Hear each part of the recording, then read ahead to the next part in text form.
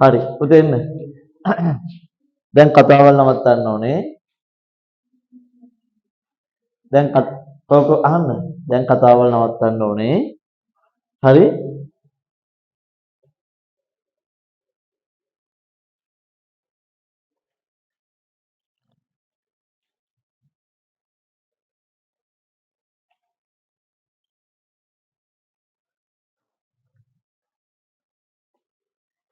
හරි. දැන් ටග්ගාල පුතේ කියවන්න බලන්න. කියවන්න බලන්න. ඔව්.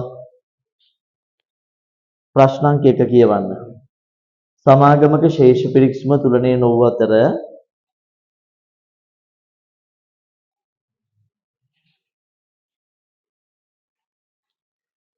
හරි. වෙනස අවිනිශ්චිත ගිණුමකට මාරු කළා නේද? විමර්ශනයේදී මෙන්න මේ දේවල් හෙළි වෙලා. මොනවාද හෙළි වෙලා තියෙන්නේ? දුන් වට්ටම් තීරුව එකතුව 5000 ලද වට්ටම් ගිණුමට බැර කරලා. දෛනික ගැනුම්පත 20000ක් වැඩියෙන් එකතු කරලා. අලුත් වැඩියා වියදම් යන්ත්‍ර ගිණුමට හර කරලා ඉහත වැරදි නිවැරදි කිරීමට පෙර අවිනිශ්චිත ගිණුම ශේෂය. එහෙනම් ඔයා කරන්න ඕනේ වැරදි ටික මොනා කරන එකද? නිවැරදි කරන එක. බලන්න පළවෙනි වැරද්දට මට හැමෝම කියන දුන් වට්ටම් වල දිත්ත සටහන දුන් වට්ටම් හර වෙනවා නායකති පාලන බැර වෙනවා. ඔන්න මං ගිණුම් දෙකක් ගහනවා. හරි. දුන් වට්ටම් හර වෙනවා නායකති පාලන බැර වෙනවා. හරි. දැන් මොකද වෙලා තියෙන්නේ? දුන් වට්ටම් වල නායකති පාලන ගිණුම වැරද්දක් වෙලා නැහැ. හරියට නායකති පාලන ගිණුම සටහන් කරලා දුන් වට්ටම් ගිණුමට දානව වෙනුවට මොන ගිණුමටද පිටපත් කරලා තියෙන්නේ? ලද වට්ටම් ගිණුමට බැර කරලා. ලද වට්ටම් ගිණුමට බැර කරලා. තේරුණාද? හරි. දැන් ඒතර මේක දිහා දැක්කම වට මොකද හිතෙන්නේ වැරද්ද මොන දෝෂයක්ද? හෙලි වෙන දෝෂයක්. නේද? හර පැත්ත බිඳුවයි බැර පැත්තට 10ක් වෙන්න තියෙන ඔක්කොම බැලන්ස් නැහැ. මෙයා හරි. මට කියන්නේ ලද වට්ටම් නිවැරදි කරන්න මොකද අපි කරන්න ඕනේ? ලද වට්ටම් වලට දාපු 5000 අයින් කරන්න ඕනේ. අයින් කරන්න යාව මොනවද කරන්න ඕනේ? හර කරන්න. දුන් වට්ටම් ගිණුම නිවැරදි කරන්න මොකද කරන්න ඕනේ? එයාට දාන්න ඕනේ. එයාට දාන්න නම් එයාගේ ගිණුමට 5000ක් හර කරන්න. එහෙනම් දුන් වට්ටම් හර 5000යි ලද වට්ටම් හර 5000යි මේ දෙන්නම් බැර වෙන්නේ මොන ගිණුමටද? අවිනිශ්චිත ගිණුමට. අවිනිශ්චිත ගිණුමට බැර වෙනවා 10000යි. අවිනිශ්චිත ගිණුමට බැර වෙනවා 10000යි. එහෙනම් ඔය අවිනිශ්චිත ගිණුමක් ඇඳගන්න. අවිනිශ්චිත ගිණුමක් ඇඳගන්න.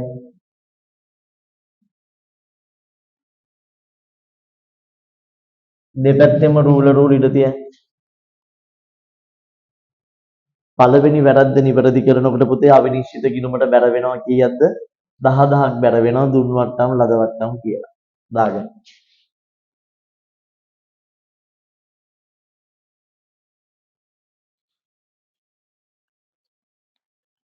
දුන් වට්ටම් ලද වට්ටම් කියලා 10000ක් බැර වෙනවා.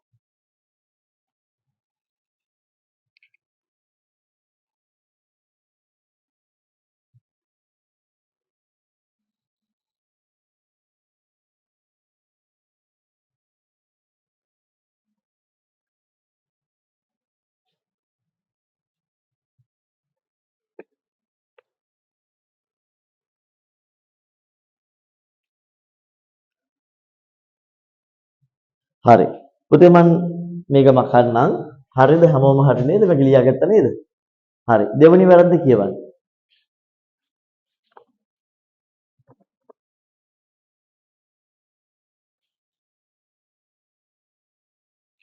හරි. දෙවෙනි එක කියන්නේ ගැනුම්පත 20000ක් වැඩියෙන් එකතු කරලාද.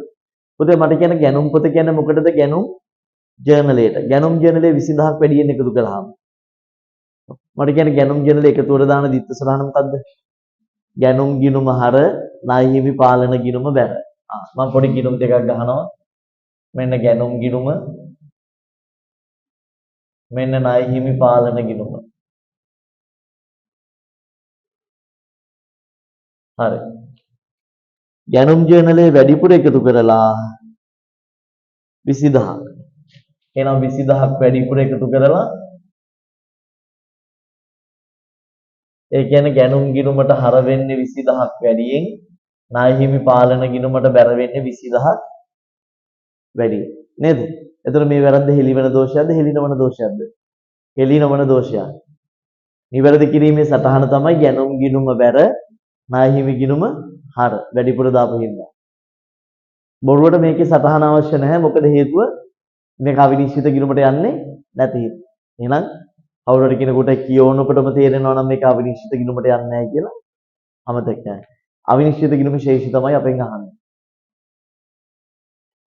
නැත්නම් වගේ ඒ අවබෝධය වෙනුවෙන් ඕන දාගන්න නිවැරදි කිරීම සඳහා ගැනුම් ගිණුම බැර ණය හිමි පාලන හර. උත්තරේට වඩා නැහැ. හරි. තුන්වෙනි වැරද්දක් කියවන්න. යන්ත්‍ර අලුත් වැඩියා වියදම යන්ත්‍ර ගිණුමට හර කරලා. මට හැමෝම කියන්නේ අලුත් වැඩියා වියදමේ දිත්ත සටහන මොකද්ද? මුදල් ගිණුම බැර යන්ත්‍ර අලුත් වැඩියා හර. නමුත් හර කියලා තියෙන මොන ගිණුමටද? යන්ත්‍ර ගිණුමට. මෙන්න. මුදල් ගිණුමට බැර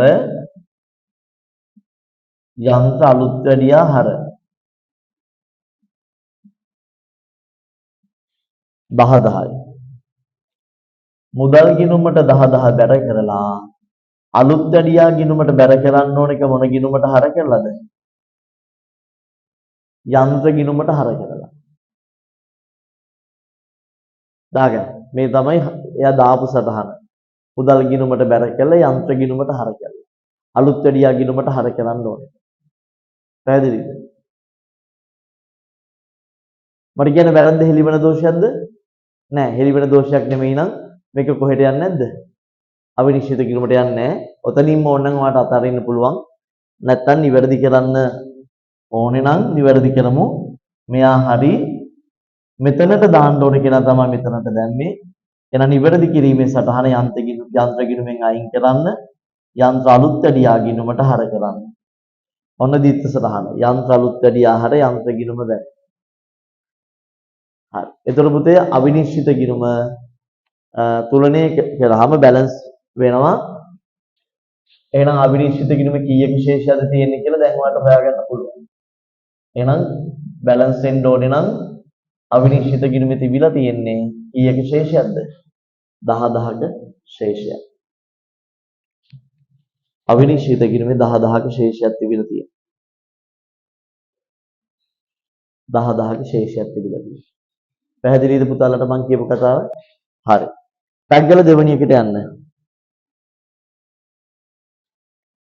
10,000ක ආහාර ශේෂයක් ඈ.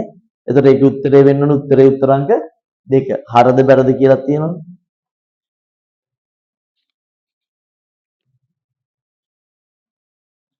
උත්තරේ උත්තරංක 2.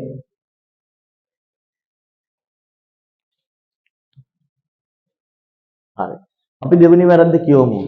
මට ටැග්ගල කියන ගනුදෙනු හතරක් තියෙන A B C D කියලා. පහක් නෑ හතරයි.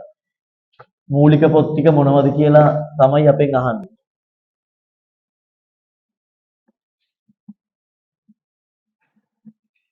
හරි? මොනවද මූලික පොත් ටික කියලා තමයි අපෙන් අහන්නේ. එන්න බලන්න. A හැමෝම A 95,000ක පොත් මිලට ගැනීම. මේක පොත්වලක් නේ.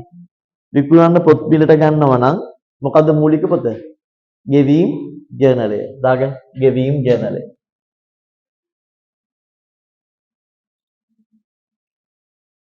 B මුද්‍රණ යන්ත්‍රයක් ණයට ගැනීම. මුද්‍රණ යන්ත්‍ර ගන්න විකුණන්නද පාවිච්චි කරන්නද? පාවිච්චි කරන්න. පාවිච්චි කරන්න මුද්‍රණ යන්ත්‍රයක් ගන්නකොට ඒක ස්ථාවරවත් ගමන් ණයට ගැනීමන්නේ. එන ස්ථාවරවත් ගමන් ණයට ගැනීමන්න මොකද්ද මූලික පොත? පොදු ජර්නලය. පොදු ජර්නලය. පොදු ජර්නලය. C 8,50,000ක කඩදාසි ණයට ගැනීම. කඩදාසි ගන්න මෙයාලා මුද්‍රණය කරන්නනේ. පොත් හදන්නනේ. එහෙනම් මේ ගැනුම් ණයට ගැනුම් කරාම කොහෙද අපි දාන්නේ? ගැනුම් ජර්නලයේ. ගැනුම් ජර්නලයේ. D 5000ක බිල් පොත් මිලදී ගැනීම. ඔව් සල්ලි දීලා ගන්න හින්දා බිල් පොත් මිලට ගත්තාම අපි දාන්න ඕනේ කොහෙද?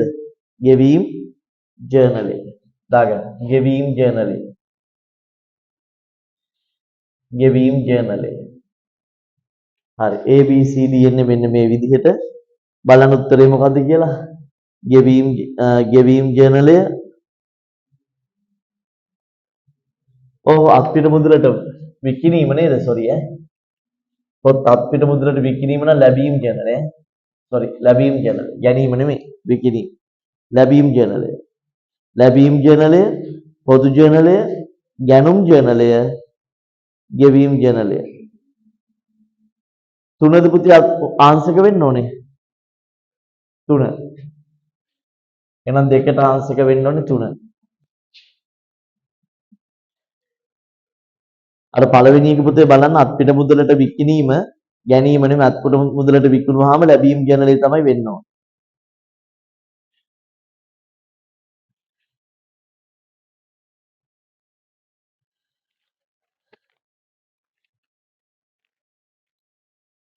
හරි. පුතේ තුන්වෙනි එකට යන්න.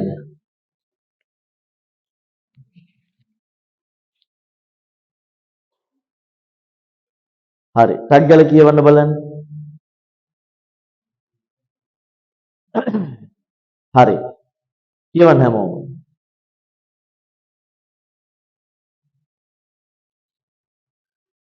අපෙන් අහන්නේ අංශය පිරිවැය නේද? හරි. ටග් ගාලා මට කියන්න බලන්න. ගැනුම් මිල කීයක් තියෙනවද? ලකුණු කළ ගැනුම් මිල තියෙනවා 52000යි. ලියාගන්න. ලකුණු කළ ගැනුම් මිල 52000යි.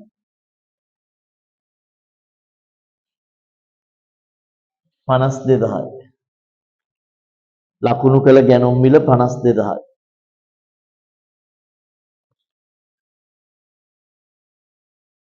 හරි. ලකුණු කළ ගැනුම් මිලෙන් අඩු කරන්න වෙළඳ වට්ටම 4000යි.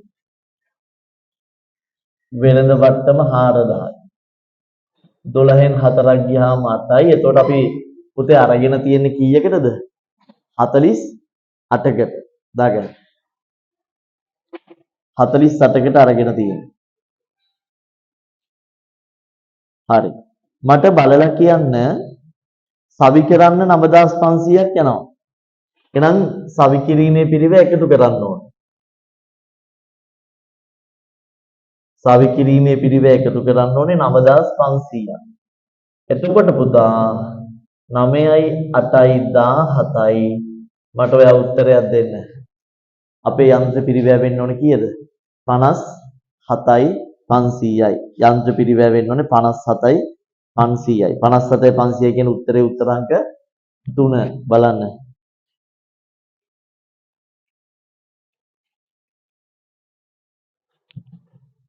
උත්තරේ උත්තராංක 3.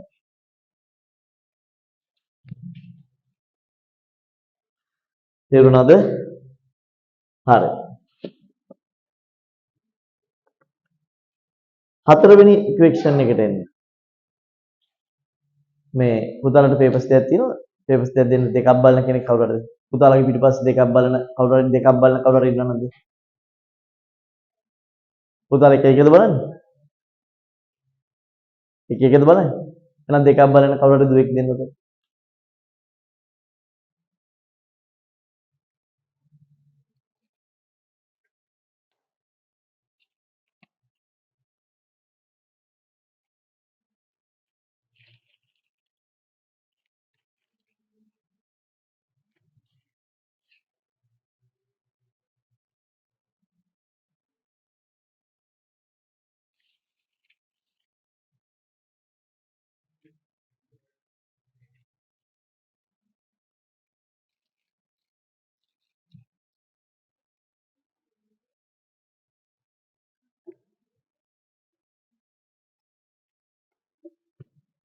හරි.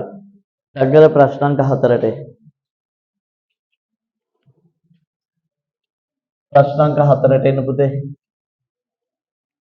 කො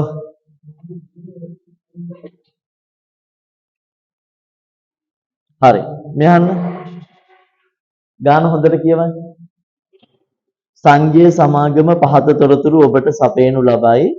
1.1 දිනට හිමිකම තියෙනවා 780ක්. 12.31කට හිමිකම තියෙනවා 961ක්. ප්‍රත්‍යාගන්න ලාභ තියෙනවා. අතිරේක ප්‍රාග්ධනයේ තියෙනවා. සමාගමේ හිමිකරුවන්ට මුදලින් කළ බෙදා හැරීම් තියෙනවා. දැන් මේක අහන්න. මේ සම්ප්‍රදායික ලාභ සමීකරණය මොකක්ද අපේ? සම්ප්‍රදායික ලාභ සමීකරණය තමයි ලාභය සමානයි අග හිමිකම ඍණ මුල හිමිකම ධන ගැනිලි ඍණ අමතර ප්‍රාග්ධන. ඔතන තියෙන්නේ අමතර ප්‍රාග්ධනයේ ගැනිලි විතරයි. හැබැයි ඔක සමාගමකට ගියාම සමාගමේ ගැනිලි වෙනුවට තියෙන මොකද්ද? ලාභාංශ. දැන් සමාගමක අයිතිකරුවන්ට ගැනිලි කරන්න බෑනේ. ඒ වෙනුවට තියෙන මොකද්ද? ලාභාංශ. තව දෙයක් තියෙනවා. අපි ප්‍රත්‍යාගණනය කරාම ප්‍රත්‍යාගණන මොකක් හිටින්න පුළුවන්ද? ලාභයක් හිටින්න පුළුවන්. ලාභෙත් ගලපන්නේ කොහෙටද? හිමිකමට. ඒතර අහන්න මං කියන දේ චුට්ටක් අහන්න. ප්‍රත්‍යාගණන ලාභ ගලපන්නේ හිමිකම. ඒතර ප්‍රත්‍යාගණන ලාභ හිමිකමට මොකද කරන්නේ? එකතු කරන එකක්ද අඩු කරන එකක්ද? එකතු කරන එකක්. එහෙනම් පුතා නිකන් හරි වාගේ ගානේ ප්‍රත්‍යාගණන ලාභයක් තිබ්බොත් ලාභය හොයන්න නම් ওই ලාභ සමීකරණය ආශ්‍රයෙන් හොයන ගානක නම් හිමිකම වෙනස් වීමෙන් ගැනිලි අමතර ප්‍රාග්ධන විතරක් ගලපලා හරියන්නේ නැහැ. මොනවා ගලපන්නත් ඕනේද? ප්‍රත්‍යාගණන ලාභ ගලපන්නත් ඕන. තේරුණා මං කියන කතාව. ලියන්නේ නම් ලාභේ. ඔන්න අලුත් ලාභ සමීකරණයක් අද ඉගෙන ගන්නවා. ලාභය සමානයි අග හිමිකම ඍණ මුල හිමිකම ධන ගැනිලි වලට තමයි ලාභාංශ කියන්නේ. හරිද? ගැනිලි වලට තමයි ලාභාංශ කියන්නේ.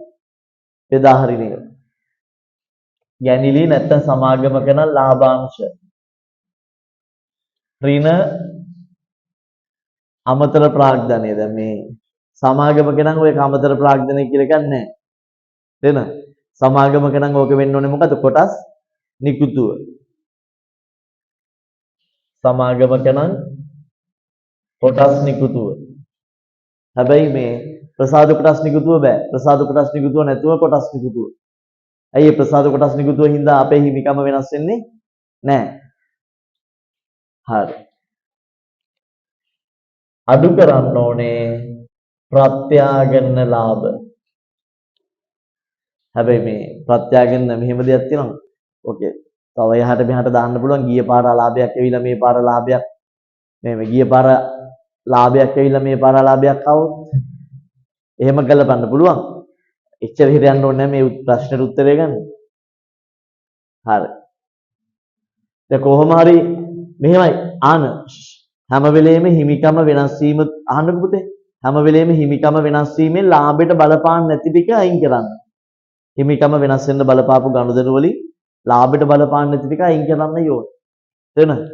හරි. එහෙනම් මේ ප්‍රශ්නේදී අපි එච්චර හට යන්න ඕනේ නැහැ. මේ හරි. අපේ අග හිමිකම තියෙනවා පුතේ 961. 961ක් තියෙනවා. අග හිමිකම 961යි. මුල හිමිකම තියෙනවා පුතේ 780යි.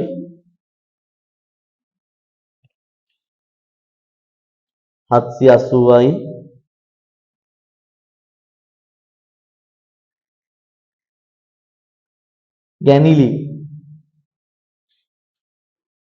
ගැනිලි වෙනුවට තමයි තියෙන්නේ හිමිකරුවන්ට මුදලින් කළ බෙදා හැරීම් කියලා 700 එකක් කීයද? ඒකත් 780යි. හරි. අතිරේක ප්‍රාග්ධනය ලබා ගැනීම 46යි. රත ප්‍රත්‍යාගන්න ලාභය 78යි. හරි මට කැල් එකක් තියෙන කෙනෙක් ටක් ගාලා ගහලා උත්තරේ කිය. මෙතන හිමිකම වෙනස් වීම කීයක් එනවද? 1යි 10න් 8ක් 8යි 181යිද? හිමිකම වෙනස් වීම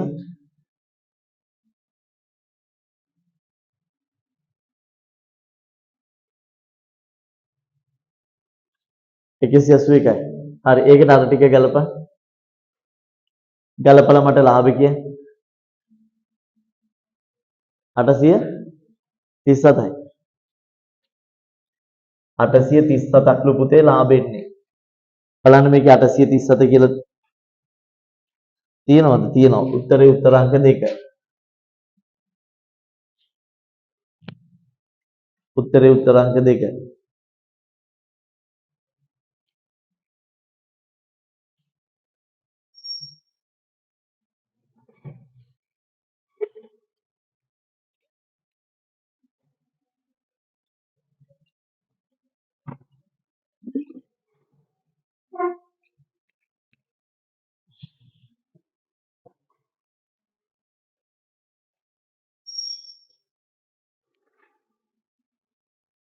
හරි උත්තරේ උත්තර අංක 2.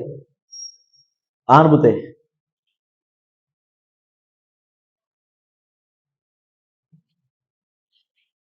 අහුණද? හරි. පස්වෙනි ප්‍රශ්නෙට එන්න. පස්වෙනි ප්‍රශ්නේ බොහොම සරල එකක්. මේ ව්‍යාපාරයේ සියලුම ගනුදෙනු වල බලපෑම විග්‍රහ කළ යුතු වන්නේ ව්‍යාපාරයේ දෘෂ්ටි කෝණයෙන්ය. මෙම ප්‍රකාශනයට අදාළ සංකල්පය මොකක්ද කියලා අහන්නේ.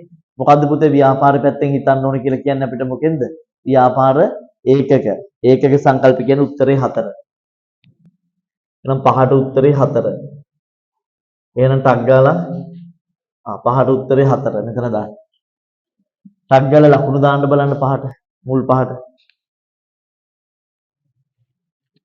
4 ගානේ ලකුණු දාන්න. දැන් ලකුණු දාන්න හැටි දැනගන්න ඕන. 4 ගානේ ලකුණු දාන්න.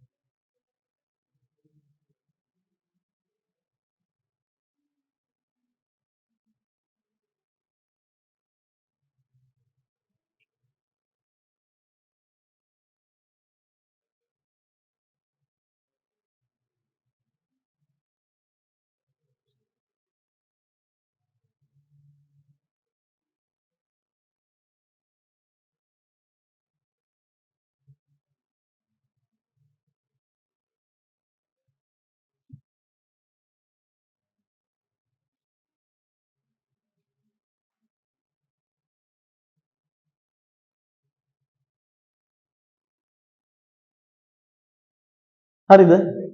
යන්ද ප්‍රශ්නෙට පුතාලා? හරිද? හරි. ටග්ගල 6 ඉඳන් 10 වෙනකම් ප්‍රශ්න ටික අපි සාකච්ඡා කරමු. ලකුණු දාලා ඉවරයි කියලා හිතනවා. ප්‍රධානම දේ ලකුණු දාන එක නෙමෙයි. ප්‍රධානම දේ ඔයාලා උත්තරේ ගන්න ඊට පස්සේ ලකුණු දාන්න.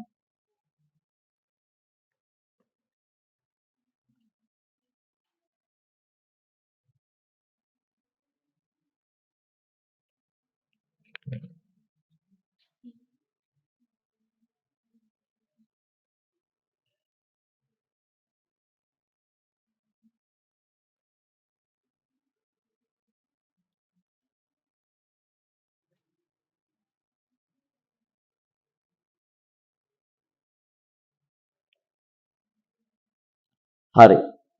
පුතේ 6 වෙනි ප්‍රශ්නේ බලන්න. දැන් මේකේ තොරතුරු දකින්නකොට පුතේ මෙහන්නකෝ ටක් ගාලා මේ ණය හිමි ගිණුම ගහගන්න. අපිට තොරතුරු වගේක් දීලා අපෙන් විකුණුම් යහන්නේ. ණය හිමි ගිණුම ගහගෙන ඊට පස්සේ විකුණුම් පිරිවැය හොයන ෂෙඩියුල් එක ගහගෙන ඒක එහෙම කියනවා ෂෙඩියුල් එක දාකෘතිය ගහගෙන විකුණුම් පිරිවැය හොයන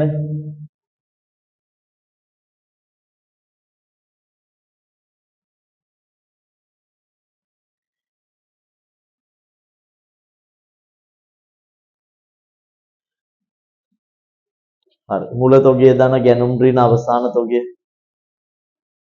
ආකෘතිය ගහගෙන මුල තොගය දන ගැනුම් ඍණ අවසාන තොගය හරිද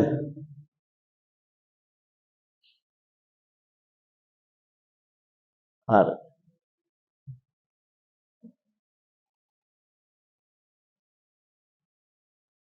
දැන් මේ බලන්න පුතේ හරි කොහොම ණය හිමි ගිණුමක් ගහගෙන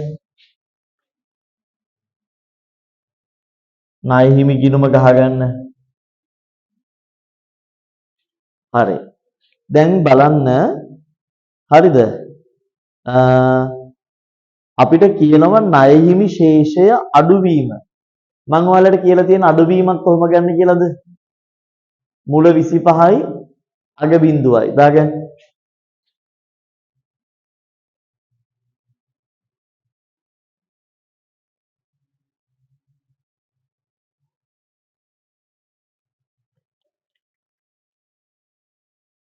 හරිද ණය හිමි ශේෂය අඩුවීම ගන්න ඕනේ මෙන්න මේ විදිහට මුල 25යි අග වෙනකොට බිඳුවයි ණය හිමි ශේෂය අඩුවීම තොග අඩුවීම 26යි කොහොමද ගන්නෙ මුල බිඳුවයි අග 26යි හැම වෙලෙම අඩුවීමක්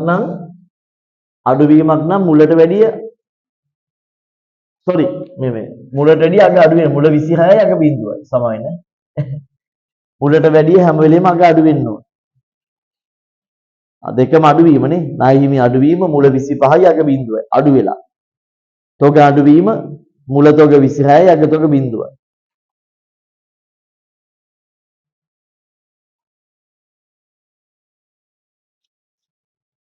ණය හිමියන්ට මුදල් ගෙවීම පුතේ ණය හිමියන්ට මුදල් ගෙවුවාම මුදල් ගිණුම බැර ණය හිමි හර 160යි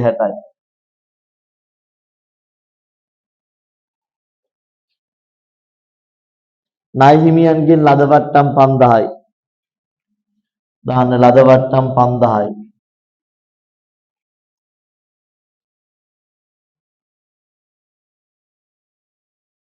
පුතේ ආපසු එවුම් ඔන්න ආපසු එවුම් පැත්තක ඔයා පොඩ්ඩක් ලියන්න විකුණුම්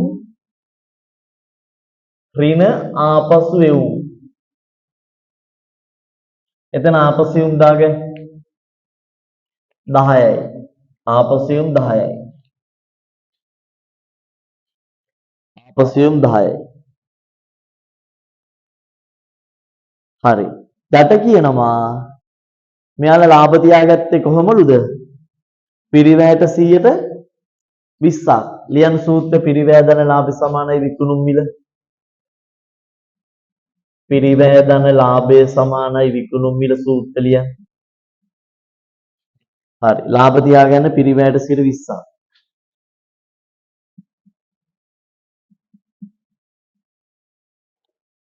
හරි පිරිවැය 100යි ලාභ 20යි විකුණුම් මිල 120යි දාගන්න ලාභ තියාගන්න පිරිවැයට 120ක්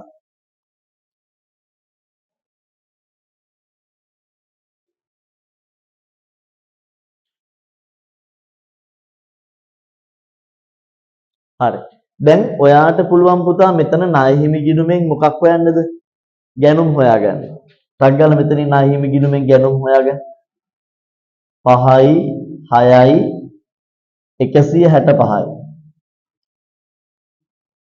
5යි 6යි 165යි 5න් 5ක් බිඳුවයි 6න් 2ක් 4යි 140යි එහෙනම් පුතා ගැනුම් වෙන්න ඕන කීයද 5යි 6යි 165යි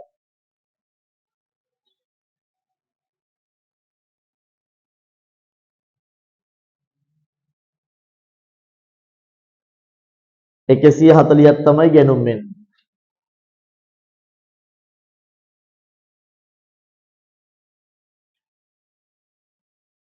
විකිණීමට ඉදිරිපත් කළ තොග 166යි.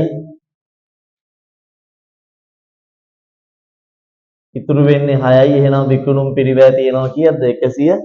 166යි. හරි විකුණුම් පිරිවැය තියෙනවා 166යි. එතකොට පුතා විකුණුම් පිරිවැය මෙතනට ආදේශ කරන්න 166.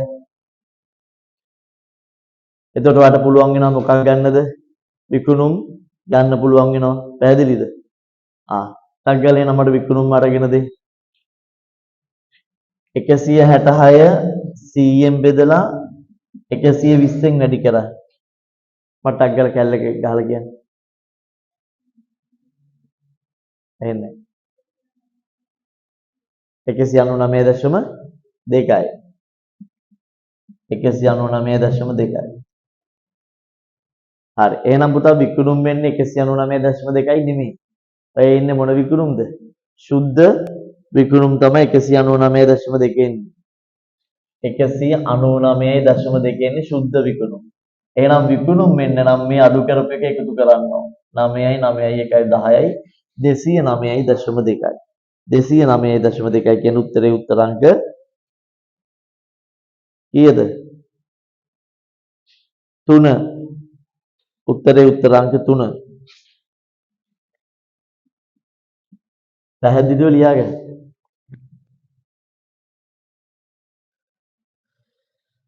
හැම වෙලෙම දැනුම එකතු කරගන්න.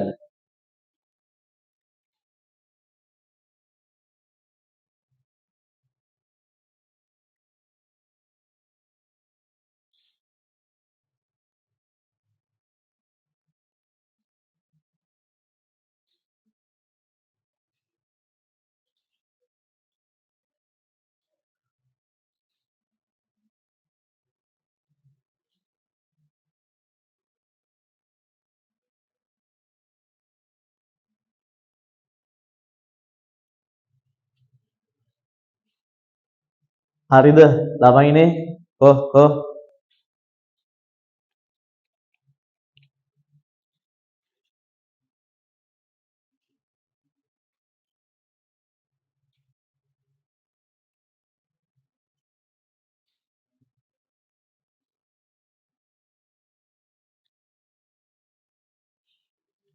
හරි. ටක් ගාලා 7 වෙනි ගාන කියවන්න.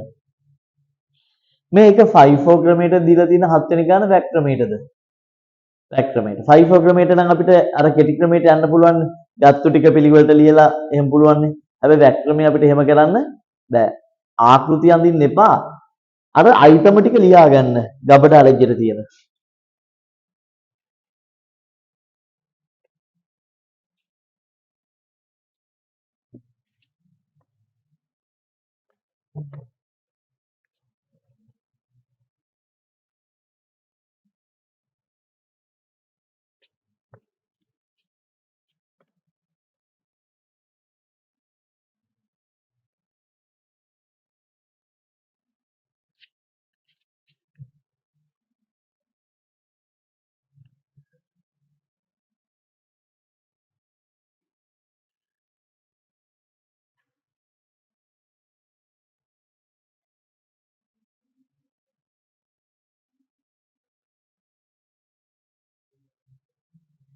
මේ අහන්නකෝ මේ දෙක විතරක් ඇති. ඉන්නකෝ.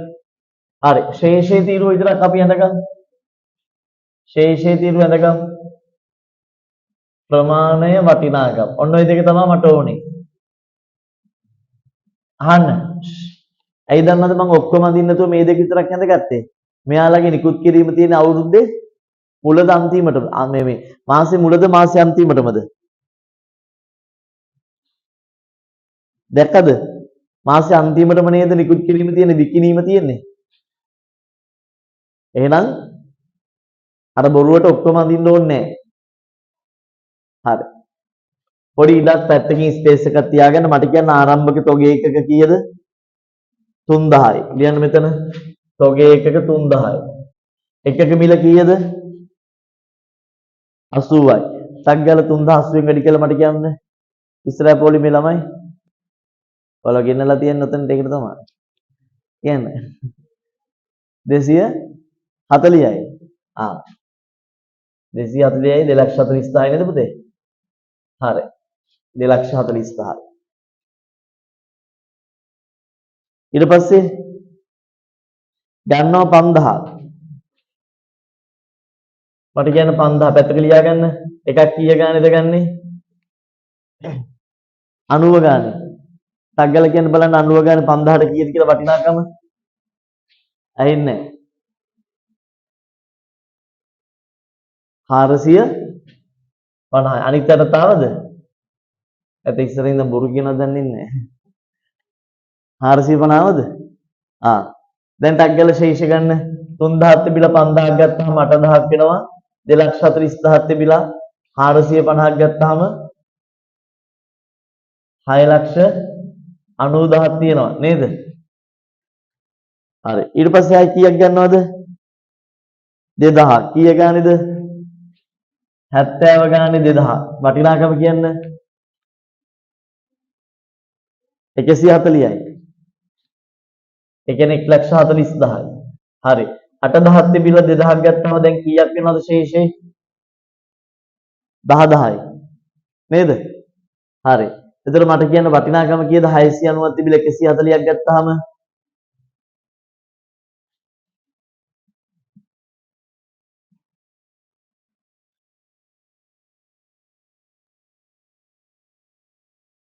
අටසිය 30යිද? හරි. දැන් අහන්න. ඔන්න දැන් අපි මොනා කිරීමක් කරන්නද යන්නේ? නිකුතුවක් කරන්න යන්නේ. කීයක්ද පුතේ නිකුත් කරන්නේ? දැන් මේ අහන්නකෝ. අමුද්‍රව්‍ය නම් නිෂ්පාදනයේට නිකුත් කරන එක තමයි නිකුතුව. නිමිද්‍රව්‍ය නම් විකුණන එක තමයි මොකද්ද? නිකුතුව. නේද? මතකයි නේද? ගබඩා ලෙජර් හදනකොට අමුද්‍රව්‍ය නම් නිෂ්පාදනයේට නිකුත් කරන එක තමයි නිකුතුව. නිමිද්‍රව්‍ය නම් විකුණන එක තමයි නිකුතුව. මොකද නිමිද්‍රව්‍ය ආය හදන්න දෙයක් නැහැ. ඒ විකුණන එක තමයි ගබඩාවෙන් යනවා කියන්නේ නිකුත් කරනවා කියන්නේ. හරි. එහෙනම් මට කියන්න ගබඩාවෙන් විකුණනවා කොච්චරක්ද? 6000. මට උත්තරයක් දෙන්න. දැන් අපි මිල හොයාගන්නේ කොහොමද? 6000 නිකුත් කරනවා. මිල හොයාගන්නේ කොහොමද? බඩ තිබු සාමාන්‍ය මිල හොයන්න හැටි හැමෝම කියන්නේ.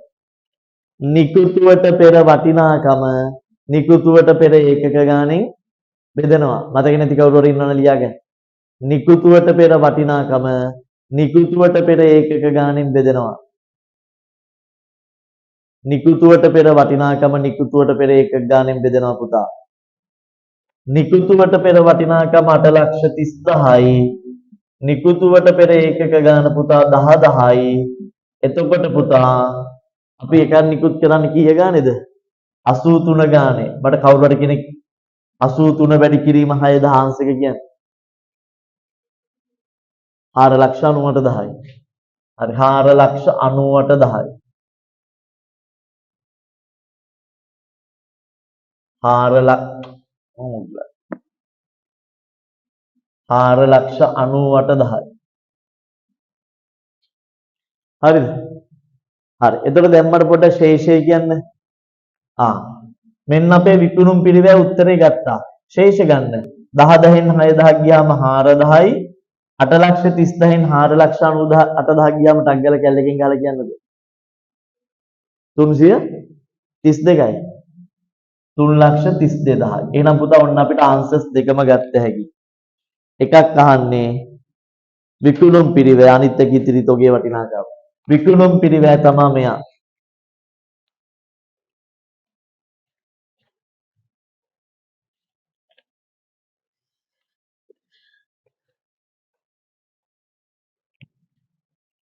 පුතේ විකුණුම් පිරිවැය තමයි මෙයා. හරි ඉතිරි තොගේ වටිනාකම තමයි පුතා කවුද? මෙයා. බලන්න ඔය දෙන්න උත්තරේ ඉන්නවද කියලා 4,98,000යි 3,32,000යි උත්තරේ ඉන්නවද කියලා බලන්න.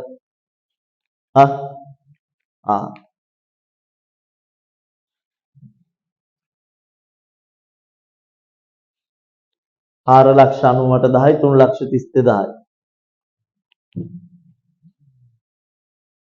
උත්තරේ උත්තරංක දෙකද? 7ට උත්තරේ උත්තරංක 2.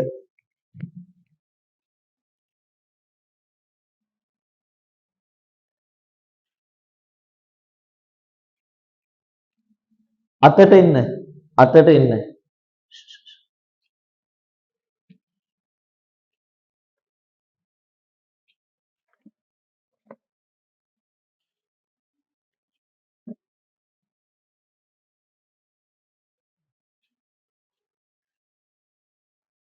හරිද? එන පුතේ.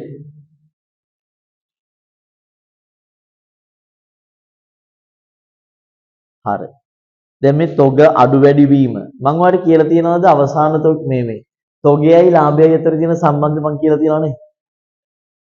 අග තොගයයි ලාභයයි අතර තියෙන මොන සම්බන්ධයක්ද? අනුලෝම. මුල තොගයයි ලාභයයි අතර තියෙන මොන සම්බන්ධයක්ද? ප්‍රතිලෝම. ඔන්න ලියා ගන්න දන්නේ නැති කෙනෙක් ඉන්නවා. මුල තොගයයි ලාභයයි අතර තියෙන්නේ ප්‍රතිලෝම.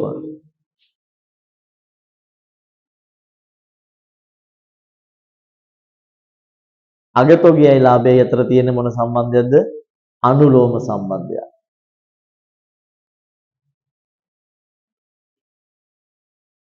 මුල තොගයයි ලාභයයි අතර ප්‍රතිලෝම සම්බන්ධයක්. අග තොගයයි ලාභයයි අතර තියෙන අනුලෝම සම්බන්ධයක්.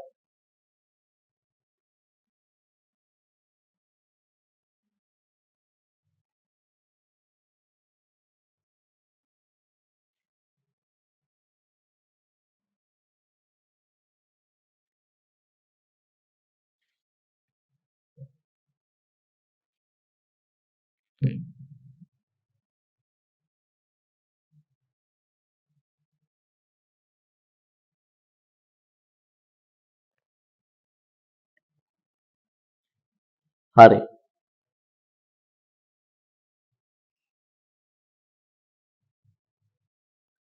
මම මෙන්න මෙහෙම අවුරුදු දෙකක් යන ගන්න. එකක් 2023 4:1 ඉඳලා 2024 3:31. අනිත් එක 2025 3:31. මේව තමයි අපේ අවුරුදු දෙක එන්නේ. හරිද? 2023 4:1 ඉඳලා 2024 3:31ට 2024 4:1 ඉඳලා 2025 3:31.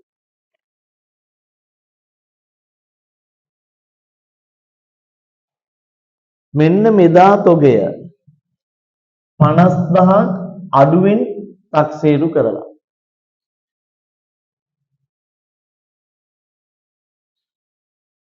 මෙන්න මෙදා තොගය 10000ක් වැඩියෙන් තක්සේරු කරලා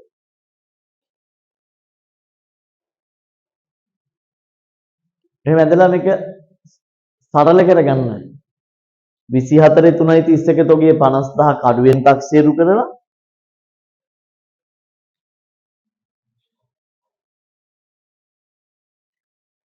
25 3:31 අවසාන වර්ෂයේ තොගය 10000ක් වැඩියෙන් තක්සේරු කළා. හරිනේ? කොහොමද වෙලා තියෙන්නේ? මගේ පැත්ත බලන්න. හරි. දැන් අපි 2024 අවුරුද්දට යන් 24 අවුරුද්දට 24 අවුරුද්දේ මොන තොගය අඩු වෙලාද? අවසාන තොගය අඩු වෙලා. අවසාන තොගයේ ලාභය අතර තියෙන මොන සම්බන්ධයක්ද? අනුලෝම සම්බන්ධයක්. එහෙනම් තොගය අඩු වෙනවා කියන්නේ ලාභෙත් මොනවා වෙනවද? අඩු වෙනවා. එහෙනම් 2024 අවුරුද්දේ ලාභය අඩු වෙනවා 50000කින්. ලාභේ 50000කින් අඩු වෙනවා. ලාභේ 50000කින් අඩු වෙනවා.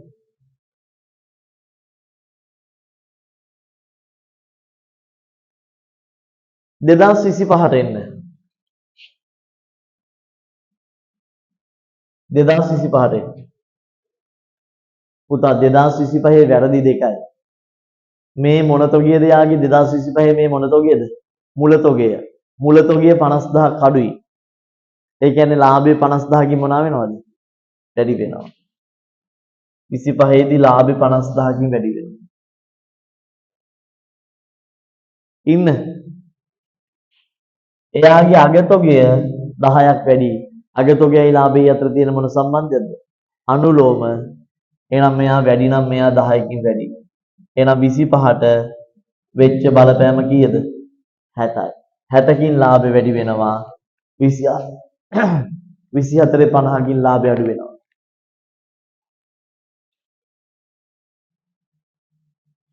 එහෙනම් උත්තරේ වෙන්න ඕනේ උත්තර අංක 4.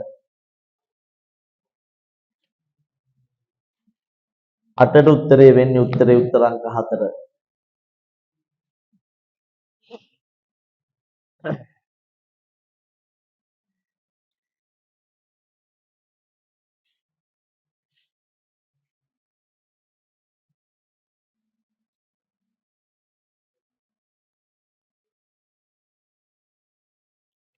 ඒ 8ට උත්තරේ වෙන්නේ උත්තරේ උත්තර අංක 4.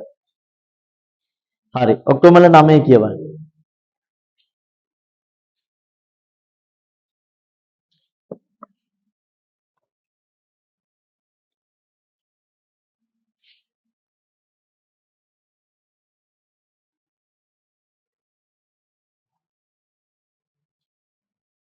හරි. පුතේ ණයගෙදී කියවන්න.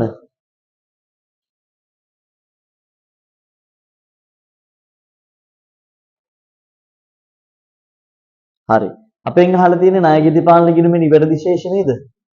මට හැමෝම කියන්නේ ණයගෙදී පාලන ගිණුමේ නිවැරදි ශේෂ ගන්න නම් මොකද අපි කරන්න ඕනේ? සංශෝධිත ණයගෙදී පාලන ගිණුමක් ගහන්න පුළුවන් නේද මෙතන?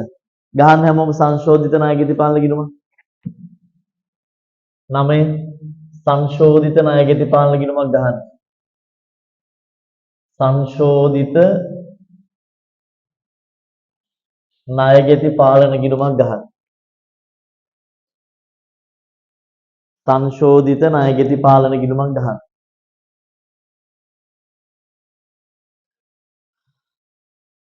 හරි. සංශෝධිත ණයගෙදී පාලන ගිණුම පටන් ගන්නේ ණයගෙදී පාලන ගිණුමේ වැරදි ශේෂයෙන්. ණයගෙදී පාලන ගිණුමේ වැරදි ශේෂය තියෙනවා ලක්ෂ 6ක්. දාගන්න. ණයගෙදී පාලන ගිණුමේ වැරදි ශේෂය තියෙනවා ලක්ෂ 6ක්. දාගන්න.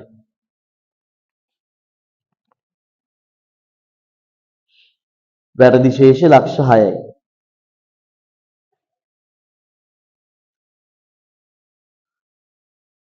දැන් මෙතන වැරදි ඇතුලෙන්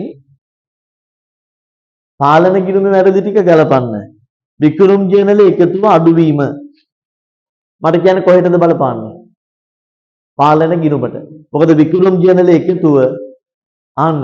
වික්‍රම් ජේනල එකතුවට අපි දාන දිත්ත සදාන මොකද්ද? වික්‍රම් ගිණුම බැර ණයගෙති පාලන හර.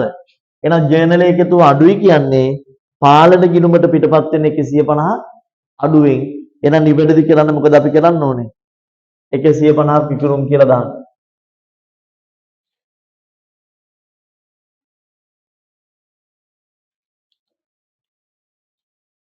ඕනම මූලික පොතක එකතුව අඩු වුණොත් පාලන ගිණුමට යන්නේ ආ. මොකද මූලික පොත්වල එකතුව පාලන ගිණුමේ පිටපත් වෙන්නේ. වික්‍රම් ජනල එකතුව වික්‍රම් බැර ණයගෙති පාලන හර. හර වෙලා තියෙන 150ක් අඩුවෙන් තව හර කරන්න 150. දෙක පොදු ලෙජරේ සටහන් වූ හානික නලාභ. පොදු ලෙජරේ ගහන්නේ පාලන ගිණුම. ඉරක් ගහගෙන. එහෙනම් පාලන ගිණුමේ හානි කරන ලාභ දාලා නැහැ දාන්නේ.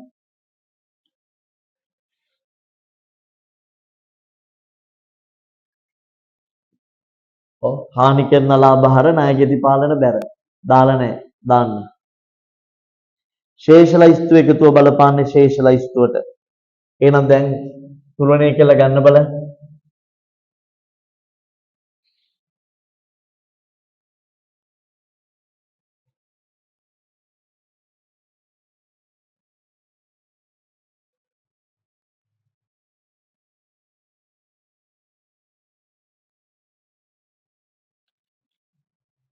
හරි. එහෙනම් සංශෝධිත ණයගෙති පාලන ගිණුමේ ශේෂණෝ කීයද?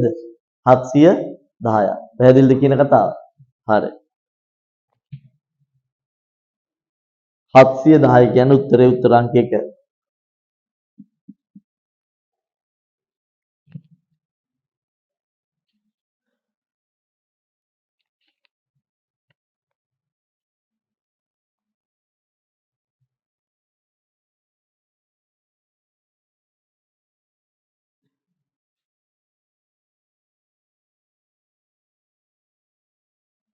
හරි. 10 වෙනි එකට. 10 වෙනි එකට. 10ට.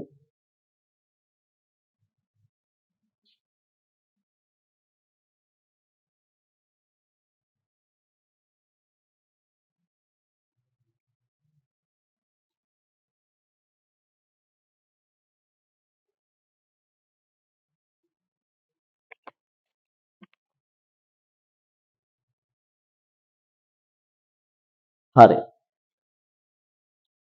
පුතේ සමාජික මුදල් සම්බන්ධයෙන් නේද හොඳට කියවන්න. සමාජිකයන් ගණන 200යි. ඉරක් ගහගෙන එක් සමාජිකයෙකුගේ 100යි සමාජික මුදල මාසෙකට. එකවර තමයි දෙන්න ඕනේ අවුරුද්දටම. වසරට දෙන්න ඕනේ එකපාර. ඒ කියන්නේ වසරට කීයක් දෙන්න ඕනේද? මාසිකට 100 ගානේ වසරට 1200ක් දෙන්න ඕනේ නේ. 108 දෙනෙකු මේ වසරට දීලා 5 දෙනෙක් ඊළඟ වසරට දීලා වසර මුලින්ම සමාජික මුදල් නැහැල්ලු ආදායමට ගන්න ගාණයි මුදලින් ලැබුණු ගාණයි අහන්නේ. මට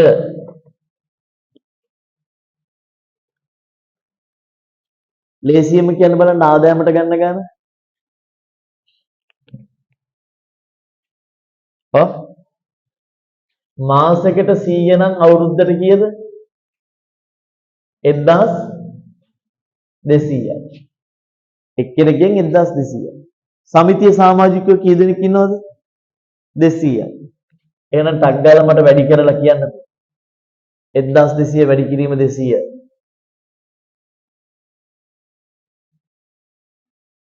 2,45,000යිද කාලච්ඡේද සමාජික මුදල? ඔව්. හරි. මුදලින් ලද මුදල ගත්ත හැකි. දැන් ගිය වසරේට හිඟ නැති හින්දා මේ වසරේට දීපු අය 108 දෙනෙක් ඉන්නවා. ඒ කියන්නේ 1200 ගානේ දීපු 108ක් ඉන්නවා. තව 5 දෙනෙක් ඉන්නවා. කොයි වසරට සල්ලි දීලාද? ලබන වසරටත් දීපු 5 දෙනෙක් ඉන්නවා. ඒ කියන්නේ ලබන වසරට 1200 ගානේ දීපු 5 දෙනෙක් ඉන්නවා. එතකොට එනම් මේ වසරට දීපු අයගේ ගාන මට ටක් ගාලා වැඩි කියලා කියන්නේ 1200 වැඩි කිරීම 108. මේකද 129,600. 1200 වැඩි කිරීම 5 ලබන වසරට ගියොත් ඔය 610යි.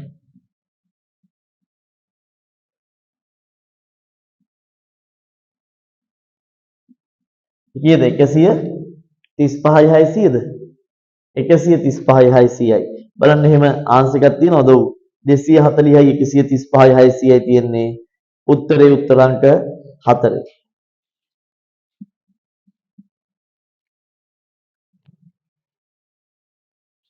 හරි.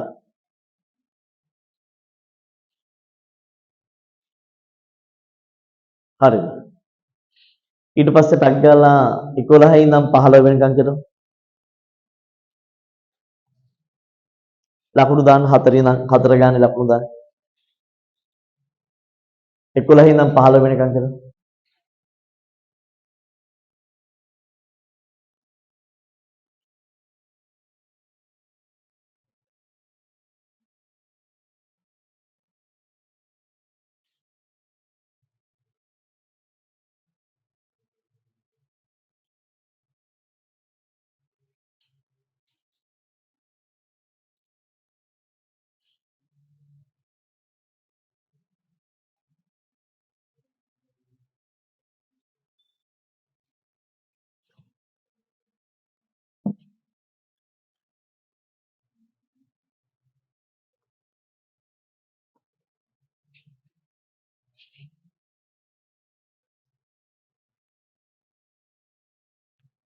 ළමයිනේ.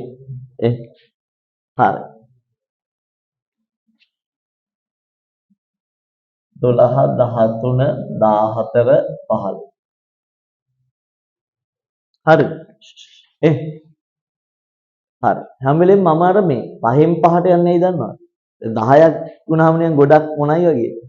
වැඩි වගේ. මට පුළුවන් නම් 3න් 3ට යනවා. හරි. 5න් 5ට එහෙම දැන් සාමාන්‍ය වැඩ කරනකොට එහෙම පොඩි දෙයක් තියෙනවා. ඔළුවේ ගොඩක් වැඩ තියෙනවා කියලා වැඩ කරන්න ගත්තාම වැඩ කරන්න අමාරුයි. ඔළුවට ගොඩාක් වැඩ කරන්න ඕන කියලා හිතාගෙන වැඩ කරන්න ගන්න. ජීවිතේට වැඩ කරන්න ඒක අමාරුයි. බැරි කමන්නේ අමාරුයි. ඒතර එපා වෙන අම්මෝ උච්චර කරන්න තියෙනවා. ඕකට හරිය ලස්සන උදාහරණයක් තියෙනවා මේ. දවසක් මේ කවුද? මිනිසෙක් ලෝක වාර්තාවක් තිබ්බ වැඩිම දුරක් ඇවිදලා. ඒ වැඩිම දුරක් ඇවිදපු මිනිස්සයා ටිකක් ආබාධයක් තියෙන කෙනෙක්. කකුලේ ආබාධයක් තියෙන කෙනෙක්. මාධ්‍යවේදියෙක් ඊට පස්සේ යාගෙන් ඇවිල්ලා අහනවා මේ කකුලේ ආබාධයක් තියාගෙන ඔයා කොහොමද මෙච්චර කිලෝමීටර් ගානක් ඇවිද්ද කියලා. ඒතර මේ මිනිස්සයා කියන කතාව දන්නවද? මේ මිනිස්සයා කියනවා මම කිලෝමීටර් ගානක් ඇවිද්දද කියලා නම් මන් දන්නේ මම ඇවිද්දේ ලයිට් කණු දෙකෙන් ලයිට් කණු දෙකට. නේද? මම ඇවිද්දේ ලයිට් කණු දෙකෙන් ලයිට් කණු දෙකට. ඒ නිසා මේ සමහර ලාවට ඔයාලා පාඩම් කරන කෙනාට අද දවසේදී මම මේ පාඩම ඉවර කරනවා මේ පිටු 20 ඉවර කරනවා කියලා පාඩම් ගන්න එපා. මම මේ පැයේදී මම මේ පිටු 4 ඉවර කරනවා කියලා. ඒතර අරකට වැඩිනේ බර අඩුයි නේද? ඔළුවට. අනිත් එක ගැන හිතන්නවත් එපා. මෙච්චරක් තියෙනවා පාඩම් ගන්න මෙච්චර තියෙනවා කරන්න මෙච්චර තියෙනවා කියලා ඔළුවට විතරින් එහා පැත්තට ගන්න එපා. දැන් අද දවසේදී මේ පැයේදී මම මේ පිටු 4 පාඩම් කරනවා. ඒක එහෙම ජයග්‍රහණයක් විදිහට දැනෙනවා. ඒ නිසා අර හැම වෙලේම ලොකු වැඩක් පොඩි කෑලි වලට මොනා කරගන්නද? හදාගන්න. හදාගෙන වැඩ කරන ලේසි. දැන් මට අද දවසේ මේ ප්‍රශ්න 50ම කතා කරන්න තියෙනවා කියලා හිතුවා මට එන ලොකු බරක් ඔළුවට. මං ඒ නිසා හිතන්නේ නෑ ප්‍රශ්න 5යි දැන් මට තියෙන 5යි. ඒක වුණාට පස්සේ 5 ඉවරයි. ඒක අමතක කරා එහෙම. තේරෙනවද? ඒක මම වුණත් මම පටන් ගන්නාම මට ප්‍රශ්න 50ම තියෙනවනේ කියලා 50ම මම මේ බෝඩ් එකේ දාගත්තා නම් මට හින බරක් ඕක අම්මෝ තව හිනට තියෙනවා. මට නෑ මට පේන්නේ 5යි. මම මේ 5 විතරයි. බැරුව ගියොත් හරි. මේ 5 විතරයි මම සාකච්ඡා කරන්නේ. ඒ නිසා අර ඔයාලට උනත් ඒක පොඩි එක්සැම්පල් එකක් මම කිව්ව උදාහරණයක් මේ අර ලොකුවට ඔලුවට හිතාගෙන වැඩ කරන්න ගන්න එපා. සමාගම් පියුට් එක මම හදනවා කියලා යන්න එපා. මම සමාගම් ගානක් හදනවා.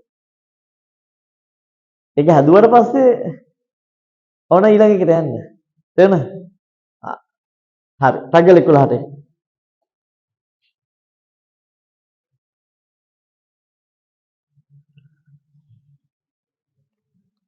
හරි. මේක නම් හොඳ ක්වෙස්චන් එකක් ඈ. මේ හරි. කවුද හවුල් කරු තුන් දෙන්න? අරුණ සහ වරුණ. නබලාබලා අනුපාතය 4ට 2ට 2.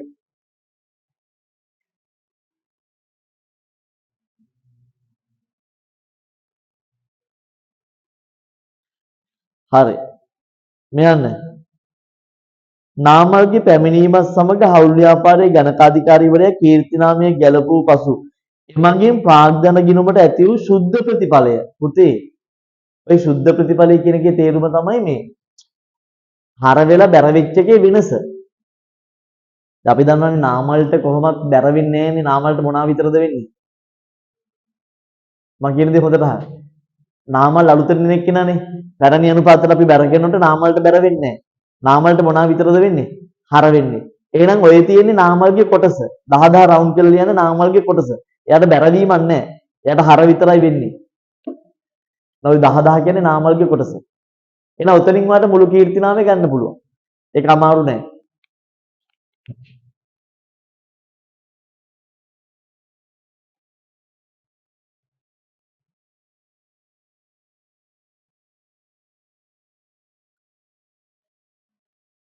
මුළු කීර්තිනාමය ගන්න කොහොමද ලාභ බෙදාගත්තේ 4ට 2ට 2 නේද පුතා? 4යි 2යි 6යි 6යි 2යි 8යි. නාමල්ගේ කොටස කීයක්ද තියෙන්නේ? 10 10යි. එහෙනම් මට හැමෝම කියන්න බලන්න මුළු කීර්තිනාමය ගන්න මොකද කරන්න ඕනේ? 10 10 දෙකෙන් බෙදලා 8න් වැඩි කරනවා. ටක් ගාලා 10 10 දෙකෙන් බෙදලා 8න් වැඩි කරනවා.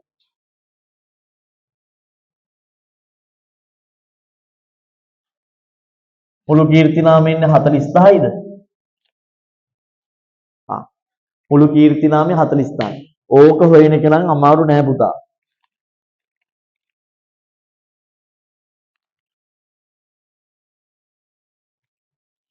ඕක හොයන එක අමාරු නෑ. අමාරු මොකද්ද දන්නවද?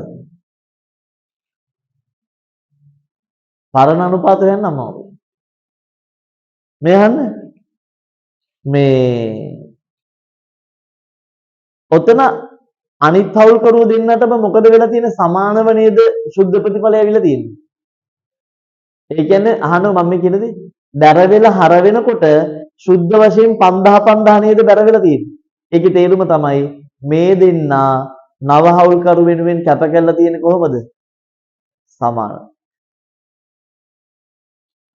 කැප කරලා තියෙන්නේ සමානව. තේරෙනවද? කැප කරලා තියෙන සමානව. එහෙනම් මේ දැන් අලුත් අනුපාතය තියෙන්නේ කොහමද? අලුත් අනුපාතය තියෙන්නේ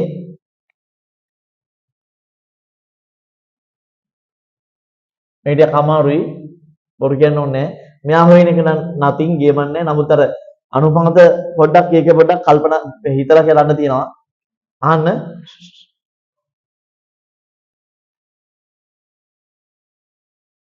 අපෙන් අහන්නේ පැරණි අනුපාතනේ. අපි ගාව නව අනුපාත තියෙනවා 4ට 2ට 2. ඒ කියන්නේ 8න් 4යි 8න් 2යි 8න් 2යි. දැන් අහන්න. මෙයාට 8න් 2 ඇවිල්ලා තියෙන මේ දෙන්නගෙන්ම මොනවා වෙලාද? සමානව නේද? එහෙනම් පරණ අනුපාතයට යන්න නම් මේ 8න් 2 මේ දෙන්නට මොනවා කරන්න ඕනේද? දැන් අහන්නකෝ ඉස්සෙල්ලා මේ දෙන්න ගාව තිබ්බ එක නේද දැන් මේ 8න් 2 මෙයා ගාවට ඇවිල්ලා තියෙන්නේ. නවහල් කරුවෙක් කෙනකොට මොකද වෙන්නේ? තියෙන අයගේ කොටස අඩු වෙලා අරයට මොනවා වෙනවද? එකතු වෙනවනේ. එහෙනම් මේ 8න් 2 ඇවිල්ලා තියෙන මේ දෙන්නට මේ දෙන්නගෙන් අඩු වෙලා. එහෙනම් පරණ අනුපාතය ගන්න නම් මේ 8න් 2 දෙන්නට මොනවා කරන්න ඕනේද? එකතු කරන්න ඕනේ. එකතු කරන්න ඕනේ කොහොමද? සමානව. ඇයි දෙන්නම කැප කරලා තින්න අරය වෙනුවෙන් කොහොමද? සමානව. ඒක හොයාගන්නේ කොහොමද? ඒ දෙන්නටම බැර වෙලා තියෙන සමාන ප්‍රමාණයන්ගේ සුද්ධ ප්‍රමාණය. තේරුණාද මං කියන කතාව? එහෙනම් ඔයා මේ 8න් 4ට අරයාගේ 8න් 2න් භාගයක් එකතු කරන්න. 8න් 4ට භාගයක් එකතු කරන්න. මෙයාගේ 8න් 2ට අරයාගේ 8න් 2න් නේ 8න් 2න් භාගයක් එකතු කරන්න. එතකොට යාට ගන්න පුළුවන්. අරයට ගියපු එක සමානව දෙන්නට එකතු කරන්න. තේරෙනවද? එහෙනම් ඔයාලා අතන 5000 5000 කියන එකට අනුපාතයක් හදාගන්න එකට එක කියලා අනුපාතයක් හදාගෙන එතන ලියන්න නව හවුල්කරු වෙනුවෙන් අරුණ වරුණ කැප කර ඇත්තේ සම සමවයි කියලා ලියාගන්න. නාමල් හරි අරුණ වරුණ කැප කර ඇත්තේ සම සමවයි කියලා ලියාගන්න. පහත් අර 5000 5000 තියෙන්නේ වාග්දන කිනුමේ බැරපැත්තේ. එතන අනුපාතයක් හදාගන්න එකට එක. ඒ කියන්නේ නව හවුල්කරු වෙනුවෙන් පරණ හවුල්කරුව දෙන්න කැප කරලා තියෙන සම සමව. එහෙනම් කැප කරනවා කියන්නේ යාලගෙන් අඩු වෙනවනේ. එහෙනම් අඩු වෙච්ච ටික දෙන්නට සම සමව එකතු කරන්න. අරයාගේ 8න් 2 එකතු කරන්න දෙන්න. දැන් මොකද වෙන්නේ කියලා බලන්න. දෙකට දෙක කැපෙනවා දෙකට දෙක කැපෙනවා. හරි. මෙතන 8න් 4 ධන 8න් 1 8න් 2 ධන 8න් 1. එතකොට 4යි 1යි 5යි 2යි 1යි 3යි. එහෙනම් පුතා කලින් තිබුණු අනුපාත වෙන්නේ කීයද? 5ට 3.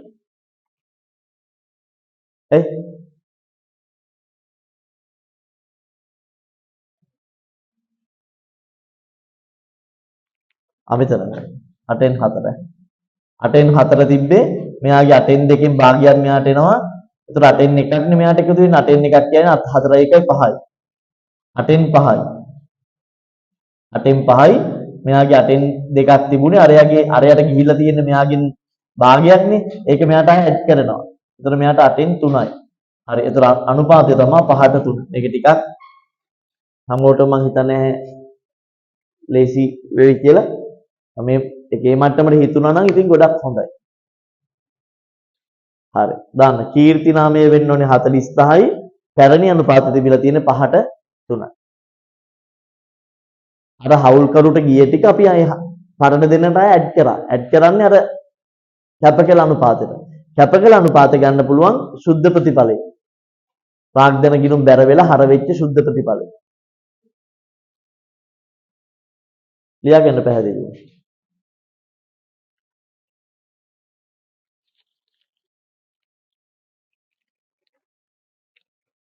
තියෙනවද 40යි 5යි 3 අනුපාතය 4 11ට 4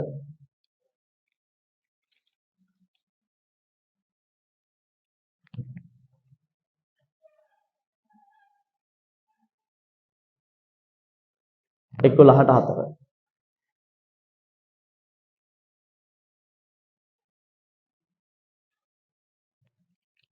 මට චුට්ටක් කියන්න පුතාලන්ට මේ කතාව තේරුණාද කියලා? මේක තේරුණාද? නවහවුල්කරුට බැර වෙන්නේ නැහනේ. පැරණි අනුපාත නැති හින්දා. නවහවුල්කරුට මොනවා විතරද වෙන්නේ? හර වෙනම විතරනේ. එහෙනම් මේ 10 සමානයි නවහවුල්කරුගේ ප්‍රාග්ධන කීර්තිනාම කොටස. එහෙනම් නව අනුපාත ලියලා එයාගේ කොටසට මේක සමාන කරගෙන මුළු කීර්තිනාම හෙව්වා. ඒක මං හිතන්නේ ඕන තරම් අපි කරලා තියෙනවා. සරලයි. හරි? මෙතන තමයි කවුරුර කෙනෙකුට අමාරුවක් තියනවා නම් තියෙන්නේ. ඒ තමයි අලුත් කෙනාගේ කොටස ආවේ මෙයාලගෙන් අඩු වෙලා. එහෙනම් ආයෙත් අපි මොකද කරේ? ඒ අලුත් කෙනාට දීපු කොටස නැවත මේ දෙන්නට මොනා කරාද? එකතු කරා. එකතු කරේ අර අනුපාතයට. කැපකල අනුපාතයට. කැපකල අනුපාතය කියන්නේ අතන ප්‍රාග්ධන මේ කීර්තිනාමයේ සුද්ධ වශයෙන් ගැලපෙච්ච අනුපාතය. තේරෙනවද? ඒ අනුපාතයට අපි ඇඩ් කරා. ඒ කියන්නේ සම සමව දෙන්නට ඇඩ් කරා අරයාගේ කොටස. ඒතර එන්නේ 5ට 3. හරි. යන්න බලන්න 12 වෙනි ගානට.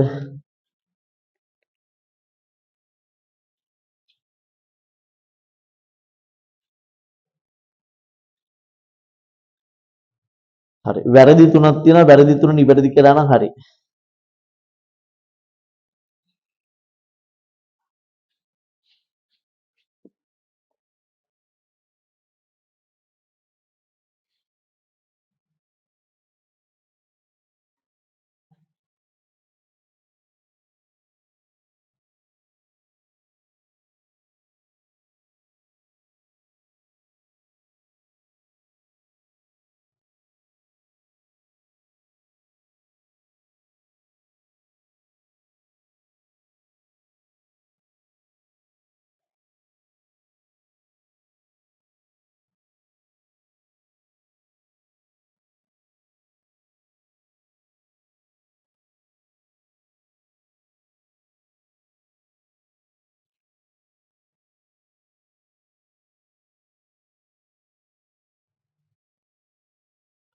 හරි. මේ ප්‍රශ්න හොඳට කියන්න. මේකත් හොඳ ක්වෙස්චන් එකක්. මම ඕක වෙනම විදිහකට කරන්න කියන්නද? දැන් ඔය ගොඩක් අය ඔබ හිතන්නේ කොහොම හදන්නද? වැරදි නිවැරදි කිරීම තුලින් හදන්නද හිතෙන්නේ? ඈ? වැරදි නිවැරදි කිරීම තුලින් හදන්නද හිතෙන්නේ? ඈ? හරි. මම ඕක වට වෙන විදිහකට හදන්න කියලා දෙන්නද? සමීකරණයෙන් ඔක හදමුද? කියන්නකො වත්කම් සමානයි හිමිකම් ධනවත්. ලේසි.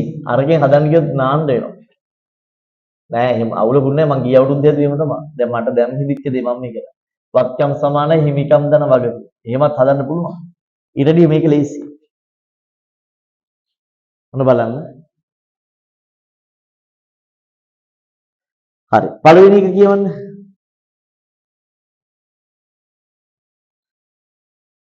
ණය හිමියෙකුට 10000ක් ගෙවුවහම මොකද ප්‍රතිඵල දෙක?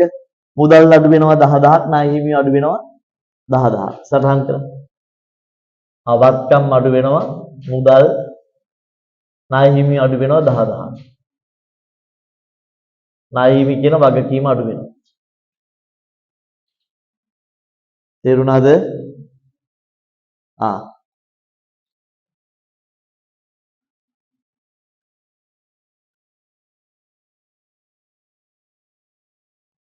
හරි.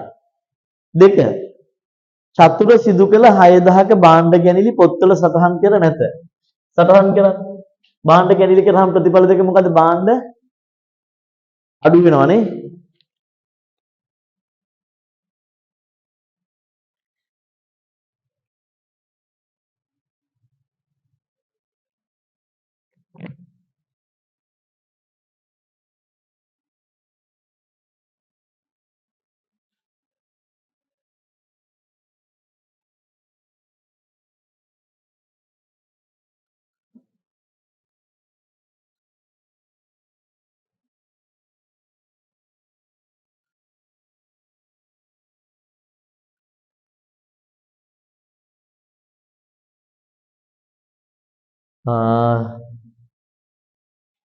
බෑ මේක මෙහෙම හදන්න බෑ. භාණ්ඩ ගැනීමලි තියෙන හින්දා මෙහෙම හදන්න බෑ. එපා. ඒ වැඩේ આવු. අපි සාමාන්‍ය විදිහට තමයි හදන්නේ. කරන්න දෙයක් නැහැ. එනෝ හරි. පළවෙනි දිත්ත සරම් ලියන නාහිමියෙකුට කිව්වම මුදල් ගිණුම බැර නාහිමි හර. ය. නාහිමි හර 10යි මුදල් ගිණුම බැර. මේක තමයි හොඳ. නැත්නම් අරකට ගියොත් වැඩි අවුල් යනවා. කොහොමද බාණ්ඩ ගැනීමේ තියෙන හින්දා වැඩේ බෑ. මුදල් ගිණුම බැර නාහිමි ගිණුම හර. දාගන්න. නාහිමියන්ට කිව්වහම.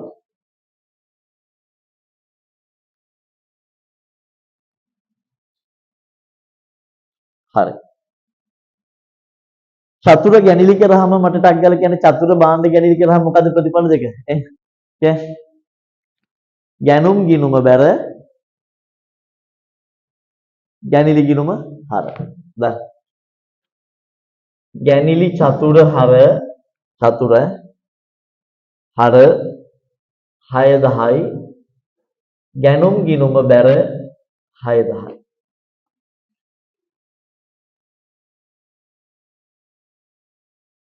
මේක තමයි ලේසිම වැඩ. අර එහෙම කරන්න ගියාම චුට්ටක් වැඩි අවුල් වෙනවා.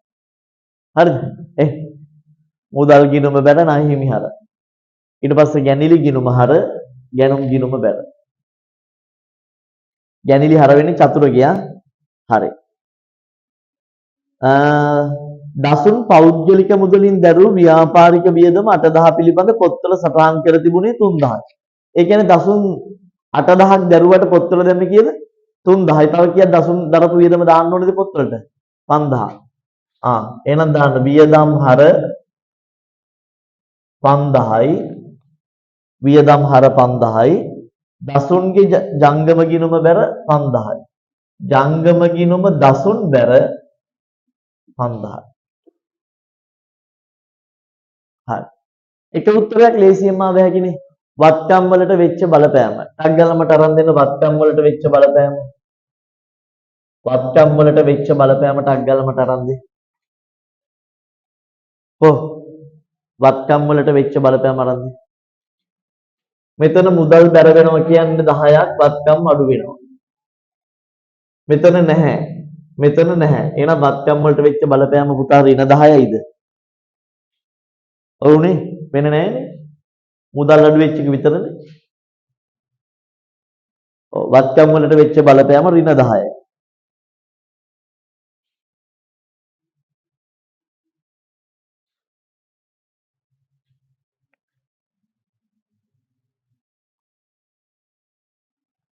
හරි. එහෙනම් ඉතින් උත්තරේ තියනවද එතන බලමු. ඒක කන්ෆර්ම් කරගන්න ඕනේ. හාමි හිමිකමට තියෙන බලපෑමද පුතේ අහන්නේ? චතුරගේ හිමිකමට තියෙන බලපෑම නේද? මේ මට පොඩි දෙයක් කියන්න. කෙලින්ම මෙතන චතුරගේ හිමිකම හර වෙනවා කියන්නේ චතුරගේ හිමිකම 6000කින් මොනවා වෙනවද? අඩු වෙනවා. චතුරගේ හිමිකම 6000කින් අඩු වෙනවා ගැනිලි.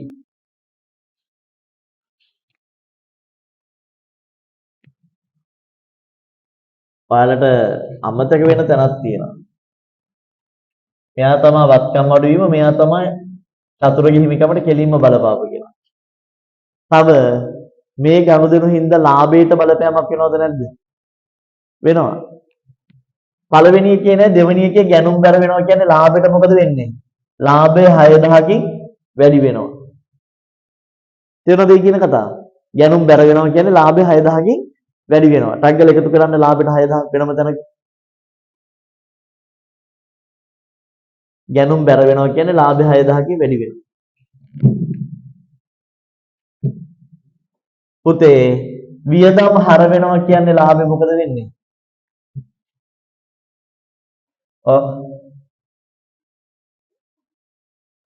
වියදම් හර වෙනවා කියන්නේ ලාභේ 5000කින් මොනවා වෙනවද? අඩු වෙනවා. ලාභේ 5000කින් අඩු වෙනවා.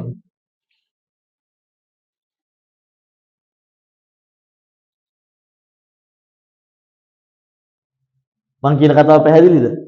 එතකොට මට කියන්න සුද්ධ වශයෙන් වෙන මොකුත් නැහැනේ. මං කියපු කතාව පැහැදිලිද? ඔකමලේ මෙතන වත්කම් වලට බලපෑව එකයි මේ මුදල් වලට විතරයි. ඒක හරි. හිමිකමට බලපානවා, කෙලින්ම හිමිකමට බලපානවා චතුරගේ හිමිකම හර වෙනවා. අඩු වෙනවා 6000. ඊට අමතරව ලාභයට බලපානවා. ගැනුම් බැර වෙනවා කියන්නේ ලාභයට එකතු වෙනවා. වියදම් හර වෙනවා කියන්නේ ලාභෙ මොනවා වෙනවද?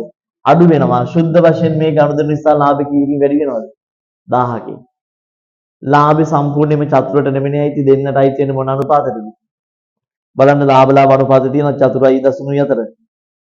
3ට 2. එහෙනම් 1000කින් වැඩි වෙනවා නම් 1000 3ට 2 අනුපාතයට බෙදන්න. චතුරට හම්බෙන්නේ කීයද? ලාභේ. ලාභේ වැඩි වීමෙන් චතුරට හම්බෙනවා 600ක්. ලාභේ වැඩි වීමෙන් දසුන්ට හම්බෙනවා 400ක්. තේරෙනවද? එහෙනම් චතුරගේ හිමිකම 600කින් වැඩි වෙනවා ලාභේ වැඩි වීම. එතකොට මට කියන වත්කම් වල අඩුවීමක් තියෙන්නේ 10ක. හිමිකම් වල අඩුවීමක් තියෙන්නේ 5000 කීයකද? 400ක. හැමෝටම තේරුණාද ඒක?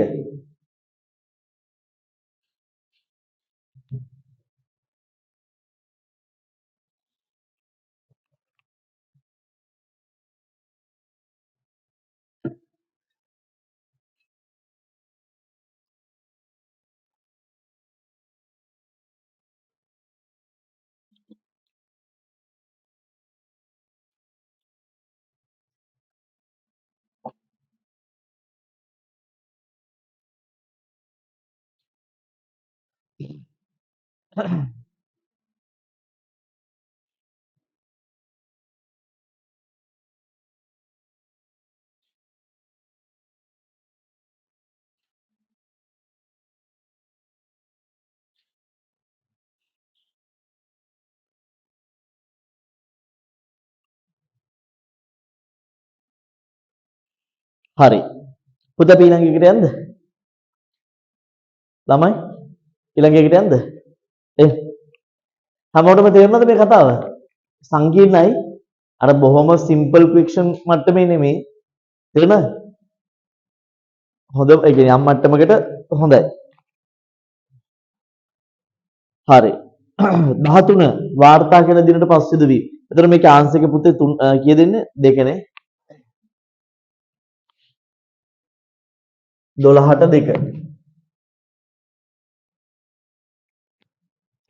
12ට 2.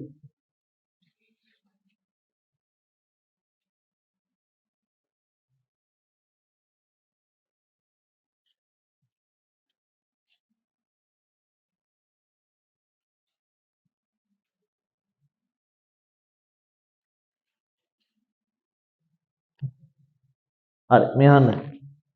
12ට 2.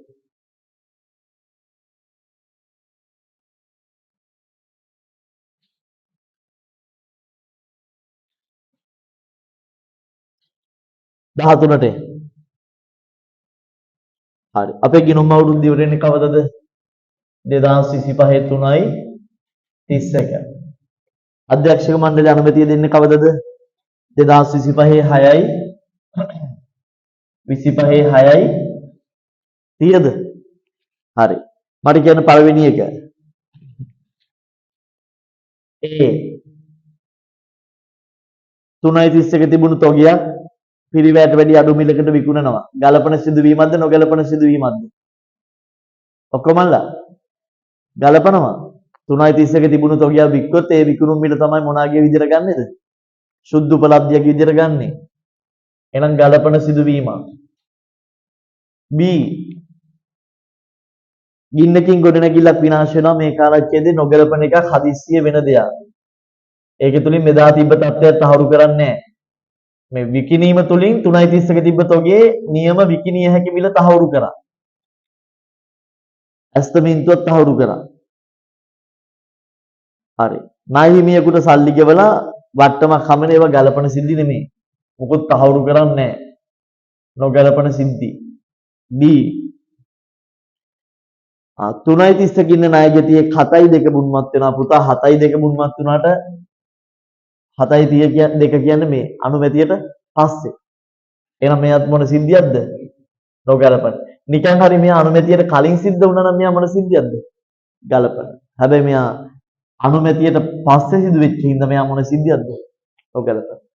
එහෙනම් අපෙන් අහන්නේ මොන සිද්ධිද? ගලපන්නේ මොනවද කියලා ගලපන්නේ A විතරයි. A විතරයි කියන්නේ 1. 1 13ට 1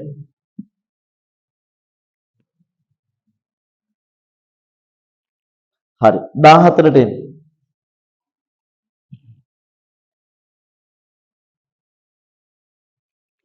අපේ ප්‍රකාශ හරිද වැරදිද කියලා අහන්නේ. ABC ප්‍රකාශ තුනයි.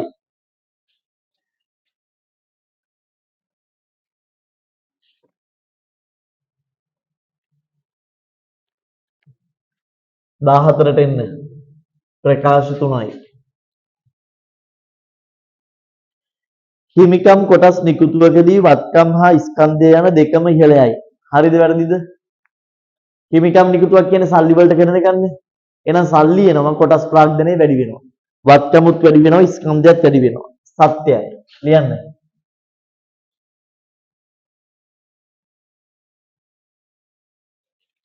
සත්‍යයි.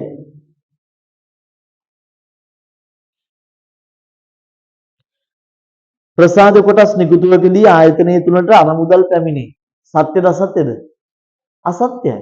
ප්‍රසාද කොටස් නිකුතුවක් කියන්නේ නොමිලේ කොටස් දෙනවා. සල්ලි එන්නේ නැහැ. අසත්‍යයි.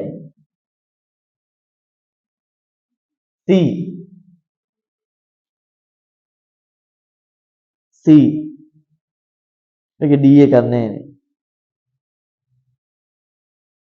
හරි. හිමිකම සහ ප්‍රසාද කොටස් නිකුතු යන දෙකෙහිදීම සමාගමේ ප්‍රකාශිත සාමාන්‍ය කොටස් ප්‍රාග්ධන ඉහළයයි. ඒක හරි. හිමිකම නෙමෙයි ඕනම කොටස් නිකුතුවක් කරොත් ප්‍රකාශිත ප්‍රාග්ධන ඉහළ යනවා. එයා සත්‍යයි. එහෙනම් උත්තරේ වෙන්න ඕනේ සත්‍ය වෙන්නේ AC. බලන්න AC කියලා උත්තරයක් තියනවද? ඔව්. උත්තරේ උත්තරාංක 3. 14ට උත්තරේ උත්තරාංක 3.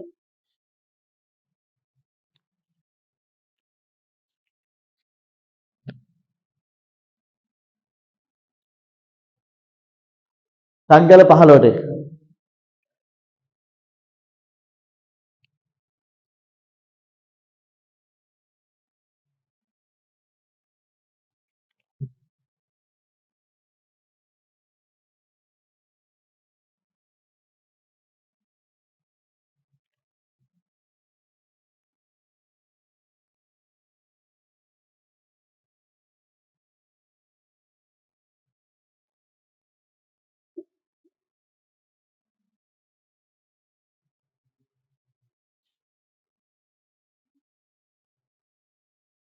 පුතේ මෙතන අපිට පොඩි දෙයක් ඉගෙන ගන්න තියෙනවා.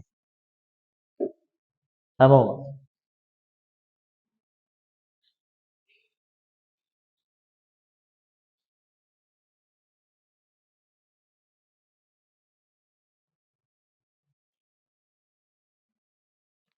හොඳ ප්‍රශ්නයක් පුතා.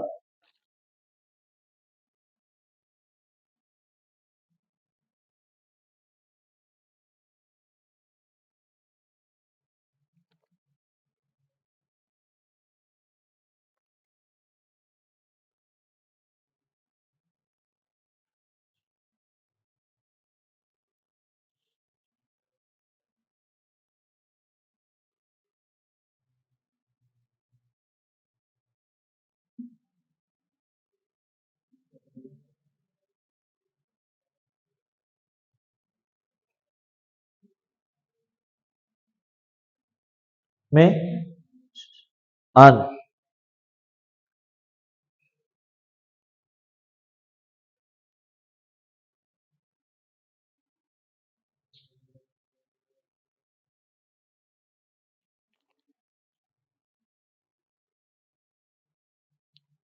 හරි. මෙහා දැන් ඕනම ව්‍යාපාරයක අහන මගේ පැත්ත බලන්න. ලාභේ වෙනස දායකයේ වෙනසට සමානද නැද්ද?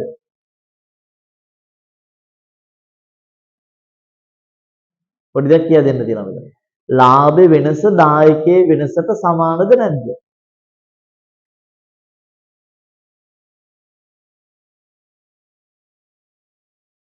ඔයහිතන්න මේ අහන්න මම මේ කියන දේ අහන්න. මම මේ කියන දේ හොඳට අහන්න. මම පරිගණක ගෙනල්ලා විකුණන්න හදන්නේ. මගේ ස්ථාවර පිරිවැය ලක්ෂයයි. ඔන්න බලන්න. ස්ථාවර පිරිවැය ලක්ෂයයි. මම කියන දේ හොඳට අහන්න. මම පරිගණකයක් ගන්නේ 50000ට විකුණුම් මිල 50 නෙමෙයි. sorry පරිගණකයක් ගන්නේ 30000ට. පිරිවැය 30000යි. විකුණුම් මිල ලක්ෂයයි. මම පොඩි concept එකක් මෙතන කියා දෙන්න හදන්නේ. හොඳට අහන්න මේක. හරි? එතකොට මට කියන්න මම පරිගණක කීයක් හදන්න ඕනේද ලාභත් පාඩුත් නැති වෙන එක පරිගණකයක් විකුණුත් මට කීයක් එනවද? එක පරිගණකයක් විකුණුත් 100ක් එනවනේ. අනිවාර්යයෙන් මට විචාල පිටවැය කීයක් එනවද? අනේ සෝරි මේ ලක්ෂණය 50යි. එක පරිගණකයක් විකුණු 50000 කියලා ගන්න. ස්ථාවර පිටවැය ලක්ෂයයි කියලා ගන්න. ඒක 30000 කියලා ගන්න. එක පරිගණකයක් විකුණුත් කීයක් එනවද? 50000යි. අනිවාර්යෙන් පරිගණකයක් විකුණුත් විචාල පිටවැය කීයක් එනවද? විචාල පිටවැය. පරිගණක ගන්න යන ගාන 30000යි. එතකොට එක පරිගණකයකින් 10 කීයද? 20යි. එහෙනම් ලාභ ලබන්න පරිගණක කීයක් විකුණන්න ඕනේද? 5යිනේ. ඒ ස්ථාවර පිටවැය කවදා කරාමනේ ලාභෙන්නේ. හරි. ඔය හිතන්න මම පරිගණක 7ක් විකුණනවා කියලා. මගේ ලාභේ හොයමු අපි. පරිගණක 7ක් විකුණනවා නම් විකුණුම් ලක්ෂ 7යි. ඔන්න බලාගෙන ඉන්න. විචල්්‍ය පිරිවැය එකකට 50 ගානේ 7ට කීයද? 350යි. එතකොට මට කියන්න මුළු දායකයේ කීයද? 300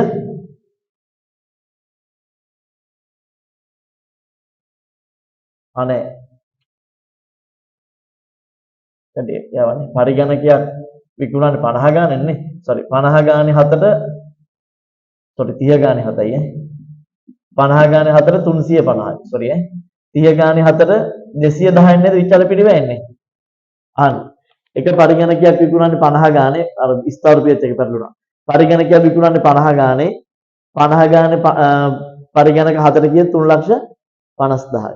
එක පරිගණකයේ විචාර පිළිවෙය කීයද 30යි. 30 ගානේ 4 කීයද 21යි. එතකොට මුළු දායකය වෙන්නේ කීයද? 5න් එකක් ගියාම 4යි 3න් දෙකක් ගියාම 140යි. ස්ථාවර පිරිවැය කීයද? ස්ථාවර පිරිවැය 100යි. එහෙනම් මට කියන්නේ ලාභය කීයද? 40යි. අවමින්න ලාභය 40යි. පරිගණක 8ක් විකුත් මොකද වෙන්නේ? මගේ විකුණුම් කීයද? ටැග් ගාලා මට කියන්න. 50 වැඩි කිරීමට ලක්ෂ හොඳට අහගන්න. පරිගණක 8ක් විකුත් ලක්ෂ 4යිනේ. විචල්්‍ය පිරිවැය කීයද?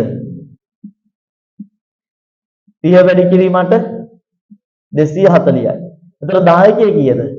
0.10න් 4ක් 6යි 160යි. හරි? ස්ථාවර පිරිවැය කීයද? 20යි. ලාභය කීයද? 60යි. ඔන්න දැන් මං අහන දෙයට උත්තර දෙන්න. මං අහන දෙයට උත්තර දෙන්න. මෙතනදී මං ඔයාගෙන් අහනවා මගේ මුළු දායකයේ වෙනස කීයද? කීයකින්ද දායකයේ වෙනස් වුනේ? 20කින්. මගේ ලාභය වෙනස් වුනේ කීයකින්ද? 20කින්. පැහැදිලිද මං කියන කතාව? ඕනම තැනක ලාභ වෙනස සමාන වෙනවා කාගේ වෙනසටද? දායකයේ වෙනසට. ඇයි ඒ? කෙටි කාලෙදී ස්ථාවර පිරිවැය මොනවා වෙන්නේ නැති හින්දාද? වෙනස් වෙන්නේ නැති හින්දා ඕනම තැනකදී ලාභ වෙනස සමානයි කාගේ වෙනසටද? දායකයේ වෙනසට. එහෙනම් මෙතන අපිට අවස්ථා දෙකක ලාභ දෙකක් තියෙනවනේ. එහෙනම් ඔතන ලාභ වෙනස කීයද? 200යි 600 අතර වෙනස කීයද? 400යි. ලාභ වෙනස ලියාගන්න 400යි. ලාභ වෙනස සමානයි මොකේ වෙනසටද? දායකයේ වෙනසට. ලියාගන්න. ලාභ වෙනස සමානයි දායකයේ වෙනසට.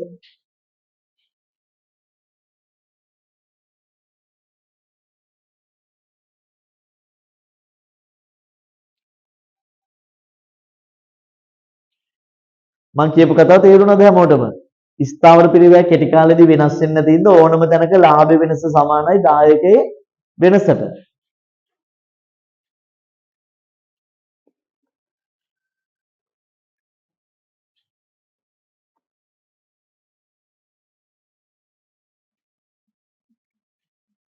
හරි. ලාභ වෙනස සමානයි දායකයේ වෙනසට. දැන් මට උත්තරයක් දෙන්න. හරි. එහෙනම් මේ අපිට දායක විකුණුම් අනුපාත ගන්න පුළුවන් කොහොමද? දායක විකුණුම් අනුපාත අපි සාමාන්‍යයෙන් ගන්නේ දායකය බෙදීම විකුණුම් වැඩි කිරීම 100ට 100. මේක තව ගන්න පුළුවන් ක්‍රමයක් තියෙනවා. දායකයේ වෙනස බෙදීම විකුණුම් වල වෙනස වැඩි කිරීම 100ට 100. තේරෙනවද? මේ වෙනස හැමතැනම එකයිනේ. උඩ මුළු දායකය නම් යට මුළු දායකය. උඩ ඒකක දායකය නම් යට ඒකක විකුණුම් මිල. එහෙනම් උඩ දායකයේ වෙනස නම් යට කාගේ වෙනස වෙන්න ඕනේද? විකුණුම් වල වෙනස. එහෙනම් මට ටක් ගන්න දායකයේ වෙනස කියන්නේ මෙතන. ඔව් ලාභ වෙනස සමානයිනේ දායකයේ වෙනසට හැම වෙලාවෙම ඕන වෙලාවක් මතක තියාගන්න. දායකයේ වෙනස ලාභ වෙනසට සමානයි.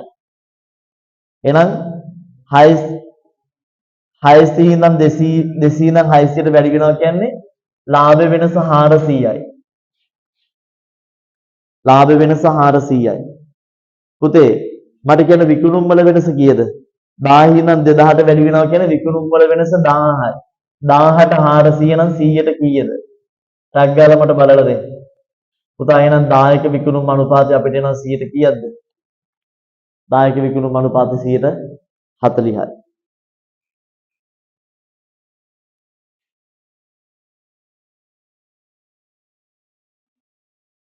දායක විකුණුම් අනුපාතය නවා 140යි.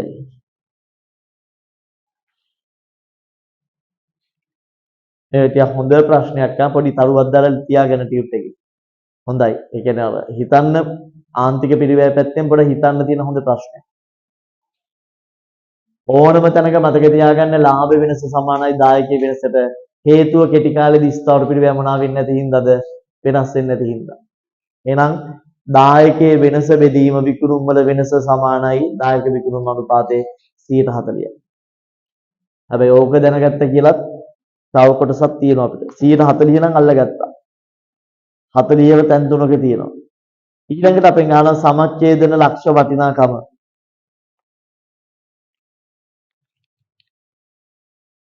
කොහොමද සමච්ඡේදන ලක්ෂ වටිනාකම ගන්න? මේ අහන්නේ.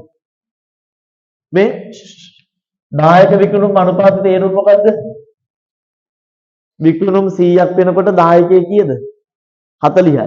එහෙනම් ඔයා මට එක තැනක විකුණුම් වල මේ විකුණුම් 1000ක් වෙනකොට දායකයේ කීයද කියලා හොයලා දෙන්නකෝ. විකුණුම් 100ක් වෙනකොට 40 නම් විකුණුම් 1000ක් වෙනකොට දායකයේ කීයද? 400. එතන විකුණුම් 1000ක් වෙනකොට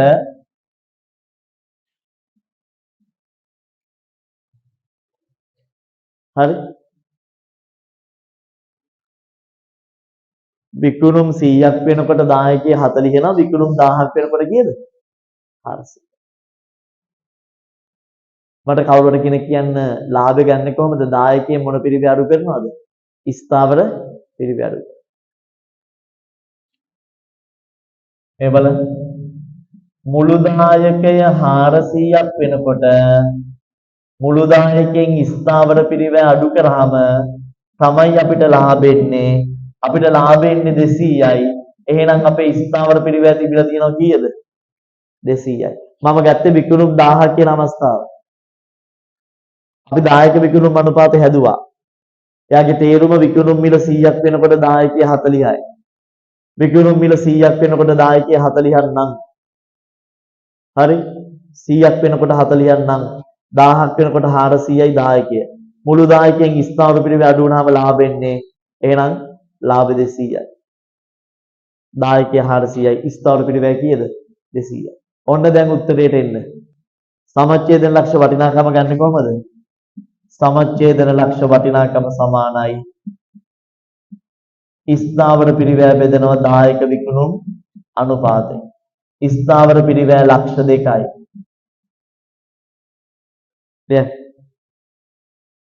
සමච්ඡේදන ලක්ෂ වටිනාකම සමානයි ස්ථාවර පිරිවැය බෙදනවා දායක විකුණුම් අනුපාතය. ස්ථාවර පිරිවැය ලක්ෂ 2යි. දායක විකුණුම් අනුපාතය පුතේ 100ට 40යි. 100ට 40යි. උතර ලක්ෂ 2 උඩ යට මාරු කරන්න උඩ 100යි යට 40යි.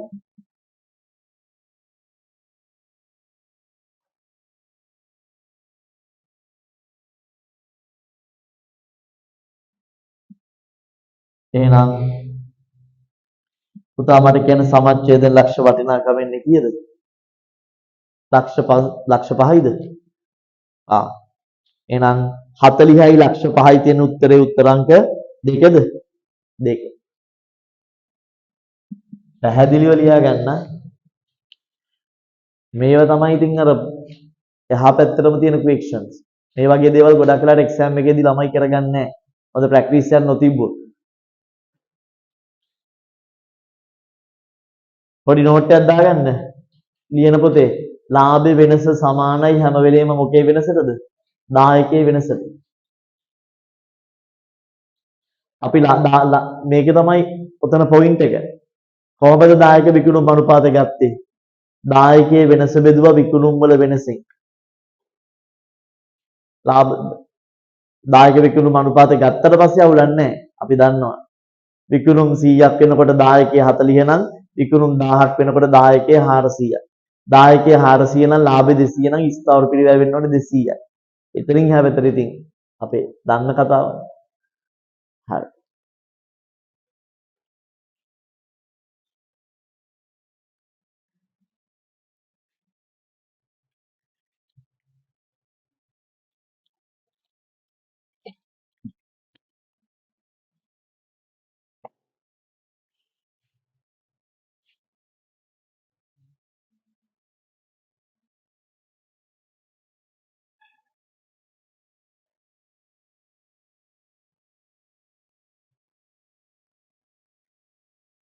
හරි. පුතේ අපි ටක් ගාලා 16 17 18 19 20 කරමු. ඒක ලින්ටල් එක. ඒ ලකුණු දාගන්න.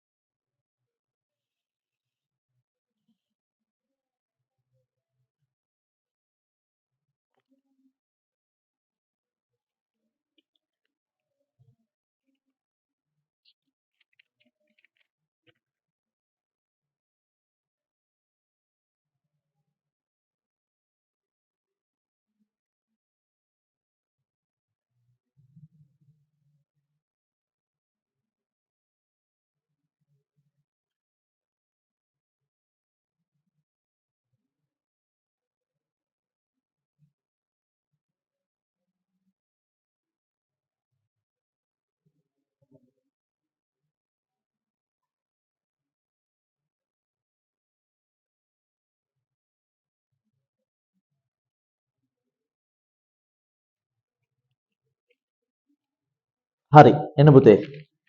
ඒකෙත් හොඳ ප්‍රශ්න පහක් තියෙනවා. ඒකයි මම බැලුවේ. හරි. තාගල ඒක කරලම අපි ඉන්ට්‍රෝල් එක ගමු. එතකොට තමයි හිතට පොඩි සහනයක් දෙන්නේ. හරි. ප්‍රශ්න පහයි තියෙන්නේ නේද?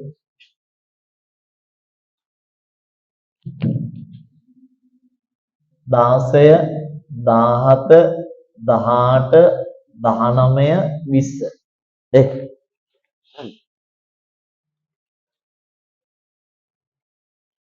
හරි පුතේ 16 17 දෙකම එක ප්‍රශ්නකින් යන්නේ හරි. පුතේ මෙයාලා අලුත් තාක්ෂණයෙන් යුක්ත යන්ත්‍රයක් ගන්න හදනවා. ඒක ගත්තොත් අපේ මෙහෙයුම් වියදම අඩු වෙනවා. මට කියන මෙහෙයුම් වියදම අඩුවීම තමයි එහෙනම් අපේ මොකද්ද? ප්‍රතිලාභය. මම කියන සමහරට අපි අලුත් ෆ්‍රිජ් එකක් ගන්නවා මොකද්ද ඒකේ ප්‍රතිලාභය? අපේ කරන්ට් බිල මොනා කරගන්නද? අඩු කරගන්න. එහෙනම් මේ මෙහෙයුම් වියදම වල අඩුවීම තමයි අපේ ප්‍රතිලාභය.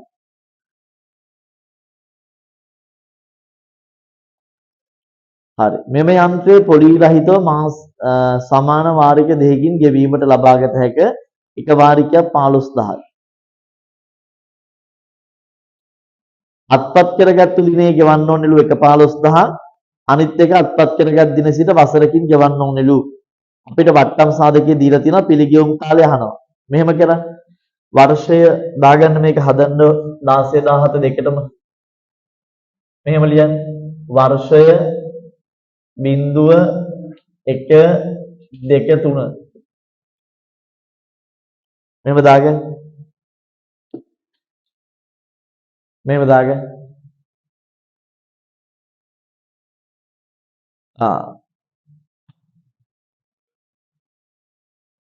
මෙන්න බලන්න. හරි. මට පොඩ්ඩක් කියන්න යන්ත්‍රය කීයද ගාන? යන්ත්‍ර පිරිවැය කීයද?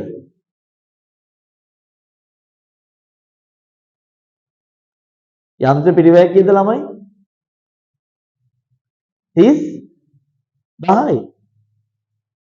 ආගෙන දින්නේ? යන්ත්‍ර පිරිවැය කීයද? 30000යි. 30000 ගන්නේ කොහමද?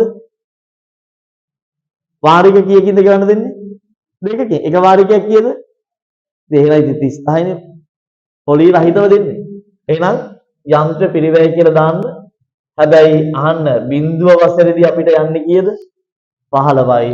පළවෙනි වසරේදී යනවා කීයක්ද? 15. ටිකක් වෙනස් විදිහේ ඉක්වේෂන් එක. මූලික ආයෝජනයෙන් බිඳුව වසරේදී යන්නේ නැහැ. මූලික ආයෝජනේ දෙකට කැඩිලා යන්නේ. පළවෙනි බිඳුව වසරේදී ගන්න වෙලකන් යනවා 15ක් ඉතුරු 15 ඊළඟ වසරේදී ගෙවන්න පුළුවන්. එහෙනම් මට කියන්න මෙහෙයුම් පිරිවැය ඉතිරිය කොහමද? මේක ගත්තොත් ඉදිරි අවුරුදු 3 තුල මෙහෙයුම් පිරිවැය ඉතිරි වෙනවා කීය ගානේද? 10 ගාන 10 ගාන. ඔච්චරයි. 10යි 20යි 10යි. sorry 10යි 20යි 10යි. මෙහෙයුම් පිරිවැය ඉතිරි මෙහෙමයි. එහෙනම් ටග්ගල අවසාන ප්‍රතිඵල ටික ගන්න. 15ක් 5ක් යනවා 20ක් යනවා 10ක් යනවා.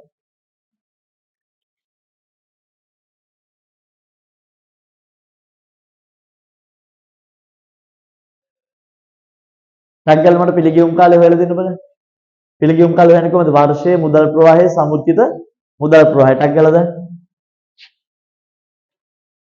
වර්ෂය මුදල් ප්‍රවාහය සමුච්චිත මුදල් ප්‍රවාහය ලියන්න. වර්ෂයේ මුදල් ප්‍රවාහය සමුච්චිත මුදල් ප්‍රවාහය.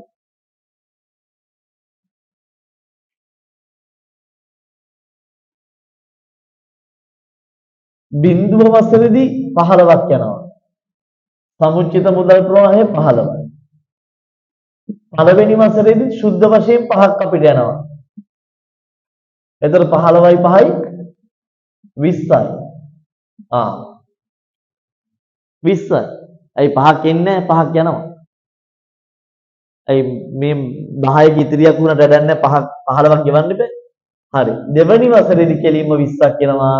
එහෙනම් මට කියන්නකො පිළිගියුම් කාලේ හරියටම අවුරුදු කීයද? හරියටම අවුරුදු 2යි. පිළිගියුම් කාලේ වසර 2යි. දාන්න. පිළිගියුම් කාලේ වසර 2යි. එහෙනම් 16ට උත්තරේ 2. 16ට 2. පැහැදිලිව ලියා ගන්න. ඔයා ගෙදර ගිහලා නැවත හදන්න ඕනේ. 16ට 2.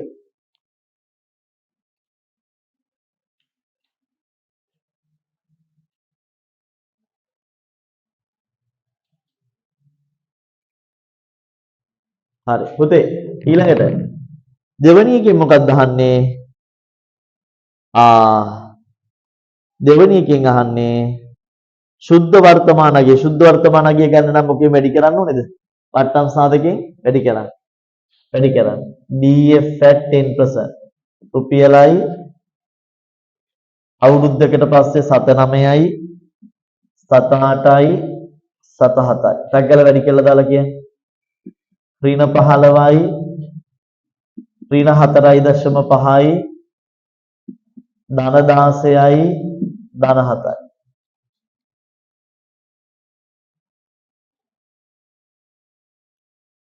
හරි.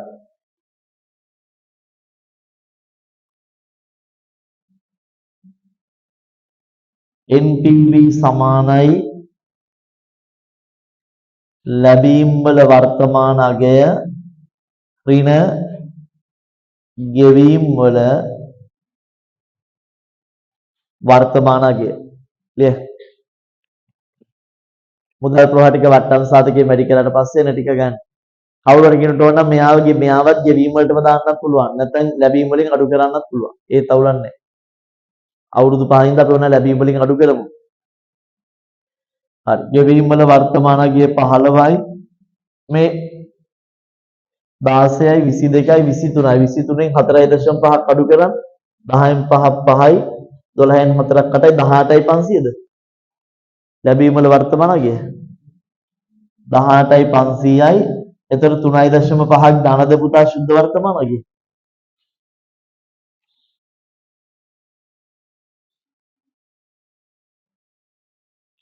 3500ක් වෙන්න ඕනේ උත්තරේ 3 17ට 3 ඒක කොහොම ගත්තත් වෙනවා ලැබීම් වලට 16යි 7යි දාලා ගෙවීම් වලට 15යි 4.5යි දැම්මත් වෙනවා නැත්නම් මේ ටික ලැබීම් විදියට අරගෙන මෙතනට දැම්මත් වෙනවා මේ ටිකේ සුද්ධ ප්‍රතිඵලය අරගෙන බිංදු වසරක ගෙවීම විදියට ගත්තත් වෙනවා හරි 17ට උත්තරේ වෙන්න ඕනේ 3500යි උත්තරේ උත්තර අංක 3 දාගන්න උත්තරේ උත්තර අංක 3 උත්තරේ උත්තර අංක 3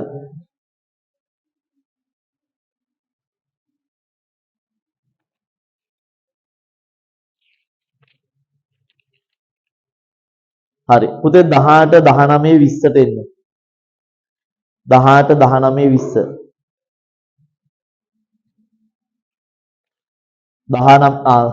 18ට එන්නකො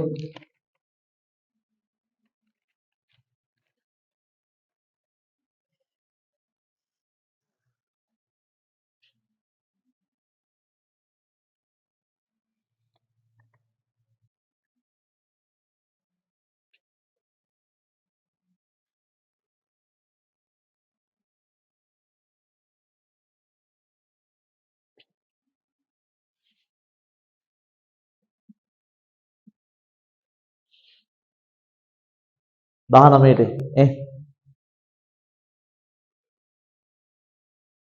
හරි අපේ සංකල්ප ටිකක් අහන්නේ ඒ සීමිත සංජය සමාගම අපි ඕක ලියන්නේ මොන සංකල්ප පදනම් කරගෙනද ව්‍යාපාර ඒකක B 18/3/31 අවසන් වර්ෂයට ඕක ලියන්නේ මොන සංකල්ප පදනම් කරගෙනද කාලච්ඡේද සංකල්පය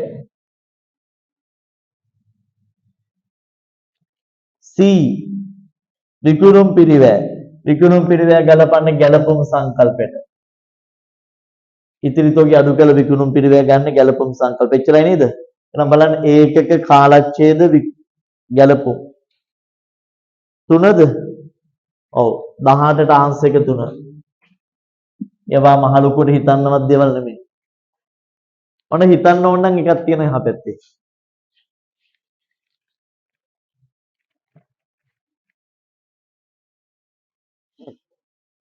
හිතන්න ඕන නම් එකක් තියෙනවා එහා පැත්තේ. හරි.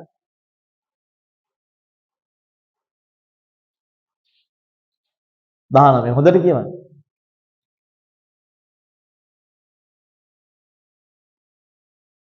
අවසන් තෝගේ පිරිවැය 64යි. ඍජු ද්‍රව්‍ය තියෙනවා, ඍජු ශ්‍රමය තියෙනවා, ඍජු වෙනත් තියෙනවා, පොදු දැන් ඍජු එතකොට තව පොදු කාර්යයක් තියෙන ඉතින් අවසන් තෝගේ තුල. නිෂ්පාදන පිරිවැයනේ තෝගේ තුල තියෙන්නේ. මුළු පොදු කාර්යයක් තියෙනවා, ඍජු ශ්‍රම පිරිවැයක් තියෙනවා, ඍජු ශ්‍රම පැයකට වැටුපක් තියෙනවා. පොදු කාර්ය අන්තර්ග්‍රහණය කරන්නේ ඍජු ශ්‍රම පැය පදනමට. ඔක හදලා තියනවා කියනදී සුපිරි වැඩකාරයෙක්. හොඳ මොළ ඒ කියන්නේ දෙයක් කරගන්න පුළුවන් ළමයි. හරි. මේ අහන්න. මේ බලන්න. 19 ඍජු ද්‍රව්‍ය 14 10. මේ බලන්න. කියන්න.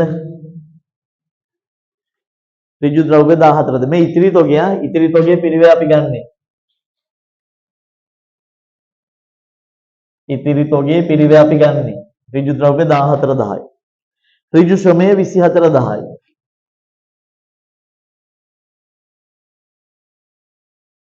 ඍජු ශ්‍රමය 24 10යි. ඍජු වියදම් දන්නේ නැහැ. ඕකට එකතු වෙන්න ඕනේ තව එකක් මොකද්ද? නිෂ්පාදන පොදු කාර්ය එකක් දන්නේ නැහැ. නිෂ්පාදන පොදු කාර්ය ඒක දන්නේ නැහැ. හරි. දැන් මෙහෙමයි. අපි මෙච්චර මේව ලියන්න ඕනේ නැහැ. අපිට කියනවා මෙහෙම. අපි අහන්නේ පොදු කාර්යනේ. හරි. අපේ මුළු පිරිවැය තියෙනවා 64000. මම නිකන් ලියාගත්තේ තොරතුරු ටික ඕනෙත් නැහැ මේ මෙහෙම ලියන්න. හරි. දැන් අපෙන් අහන්නේ ඉතිරි තොගය තුල තියෙන පොදු කාර්ය පිරිවැය. මම ඔයාලට පොඩි දෙයක් කියන්නද? ඔක ලියාගෙන මගේ පැත්ත බලන්න. හරි. එක ශ්‍රමපෑයකට පඩිය කොච්චරක් ගෙවනවද? 120යි. ඍජු ශ්‍රමය කොච්චරක් ඔක්කොම ඉතිරි තොගය තුල තියෙනවද? 24000යි. 24000 බෙදන්න බලන්න 120ෙන්. ඒ කියන්නේ ඉතිරි තොගය තුල ශ්‍රමපෑය කීයක් තියෙනවද කියලා? 24000 බෙදන්න 120ෙන්. 24ට 2යි 200. එහෙනම් ශ්‍රමපෑය 200යි කියලා ලියාගන්න. ඉතිරි තොගය තුල ශ්‍රමපෑය 200ක් ගිහිලා තියෙනවා. ඉතිරි තොගය. ඉතිරි තොගයට ශ්‍රමපෑය 200ක් ගිහිලා තියෙනවා. තේරෙනවද? ඒ කතාව තේරෙනවද? ඔක්කොම මේ කතාව තේරෙනවද? දැන් අපිට කියනවානේ ඍජු ශ්‍රමය ඉතිරි තොගය තුල 24000ක් තියෙනවා කියලා. එතකොට එක ශ්‍රමපෑයකට ගෙවන්නේ කීයද? 120නේ. එහෙනම් 124,000ක ශ්‍රමයක් තියෙන්න නම් එක ශ්‍රමපෑයකට 120 නම් ශ්‍රමපෑය කීයක් තියෙනවද ඉතිරි තොගය තුල? 200. හරි. මම තව දෙයක් වගින් අහනවා. මෙයාලගේ මුළු ශ්‍රම පිරිවැය කීයද? ලක්ෂ 6යිනේ. මුළු ශ්‍රම පිරිවැය ලක්ෂ 6යි. එක ශ්‍රමපෑයකට ගෙවන්නේ කීයද? 120යි. එහෙනම් අවුරුද්ද තුල ඔක්කොම ශ්‍රමපෑය කීයක් වැඩ කළා තියෙනවද කියලා ටක් ගාලා අරගෙන දෙන්න. 12 5යි 5000ද? ලියාගන්න. ශ්‍රමපෑය 5000යි මෙයාලා වැඩ කළා තියෙන්නේ. එක ශ්‍රමපෑයකට 120 ගානේ ලක්ෂ 6ක ශ්‍රමයේ ගෙවලා තියෙනවා. ඒ කියන්නේ ශ්‍රමපෑය 5000යි වැඩ කළා තියෙන්නේ. පැහැදිලිද? ඔය දෙක කිව්වට පස්සේ ඉතින් දැන් තව ප්‍රශ්නයක් නැහැ. එන ටක් ගාලා මට අන්තර්ග්‍රහණ අනුපාතය අරන් දෙන්න. සූත්‍ර කියන අන්තර්ග්‍රහණ අනුපාතය. ශ්‍රමපෑය පදනමටලු. අන්තර්ග්‍රහණ අනුපාතය සමානයි අයවැයගත නිෂ්පාදන පොදු කාර්ය පිරිවැය බෙදෙනවා අයවැයගත ශ්‍රම පැය. අයවැයගත නිෂ්පාදන පොදු කාර්ය පිරිවැය බෙදෙනවා අයවැයගත ශ්‍රම පැය ගන්න. එතකොට අයවැයගත නිෂ්පාදන පොදු කාර්ය පිරිවැය මේකේ මම දැක්ක තියෙනවා කීයද? 4,20,000යි. ශ්‍රම පැය කීයද? 5000යි. එහෙනම් මට කියන්නකෝ එක ශ්‍රම පැයකට පොදු කාර්ය පිරිවැය කීයද? ඇහෙන්නේ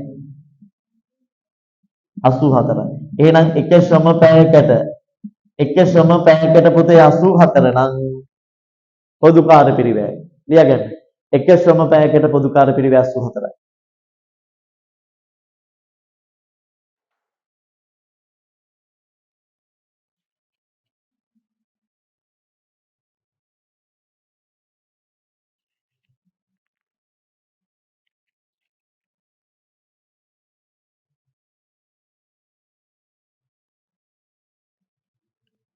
හරිද? අහන්න ළමයි. එක ශ්‍රම පැයකට පොදු කාර්ය පිරිවෙ 84 නම් මට ඔයා කියන්න නිමිතෝගිය ඇතුලේ ශ්‍රම පැය කීයක් තියෙනවද? 200යි. එහෙනම් 84 වැඩි කිරීම 200 මට කියන්න නිමිතෝගිය ඇතුලේ පොදු කාර්ය පිරිවෙ කොච්චරක් තියෙනවද? දෙවරක් 4 8යි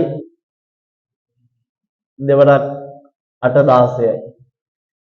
16800ක් තියෙනවද පුතේ නිෂ්පාදන පොදු කාර්යය?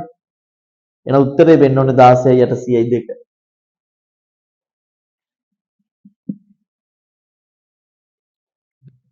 තේරුණාද? තේරුණාද?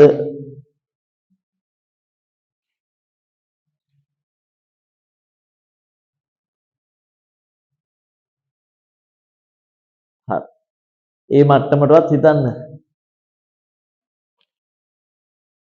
ඉක්වේෂන් එක නැවත ආයෙ පොඩ්ඩක් කරන්න.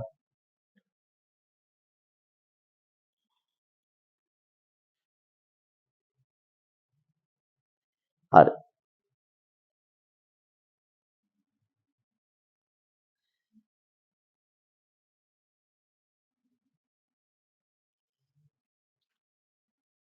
හරි. අපි 20 කරමු. 20 කරලා අපි ඉන්ටර්වල් එක කරමු. 20 නම් ලේසි. සත්‍යද අසත්‍යද ඕනේ. කලමනාකරන ගිනුම් බාහිර විගණනයට යටත් කරනු ලැබේ. සත්‍යද අසත්‍යද? අපි බාහිර විගණනයට දෙන්නේ මොන ගිනුම්ද? කලමනාකරන ගිනුම්ද? මූල්‍ය ගිනුම්ද? මූල්‍ය ගිනුම්. එහෙනම් මේක වැරදි. කවුරුත් දන්නේ නැහැ කලමනාකරන ගිනුම් හදන එක. මැනේජ්මන්ට් එක කරන්නේ. ඒකක සංකල්පය හා නෛතික පුද්ගලභාවය යනු එකම අදහසක් ප්‍රකාශ කරන දෙයකි. නෑ. නෛතික පුද්ගලභාවය කියන වෙනම එකක්. ඒකක සංකල්පයෙන් අදාළ වෙන්නේ ගිණුම් කරන එක විතරයි. නෛතික පුද්ගලභාවයයි තියෙන ව්‍යාපාර වලට පොදුයි. තනි පුද්ගල ව්‍යාපාරයකට නෛතික පුද්ගලභාවයක් නැහැනේ. හැබැයි තනි පුද්ගල ව්‍යාපාරයක උනත් අයිතිකරු ව්‍යාපාරය කියන්නේ පාර්ශව දෙකක්. ඒ නිසා මේක එකක් නෙමෙයි. ඒකක සංකල්ප වෙන කතාවක්. නෛතික පුද්ගලභාවය වෙන කතාවක්. ඒක කියන්නේ නීති ඉදිරියේ පුද්ගලයෙක් ඉදිරිය පිළිගන්නවා කියලා. මේක කියන්නේ ගිණුම් කරන්නේ කොහොමත් දෙන්න පුද්ගලයෝ දෙන්නේ.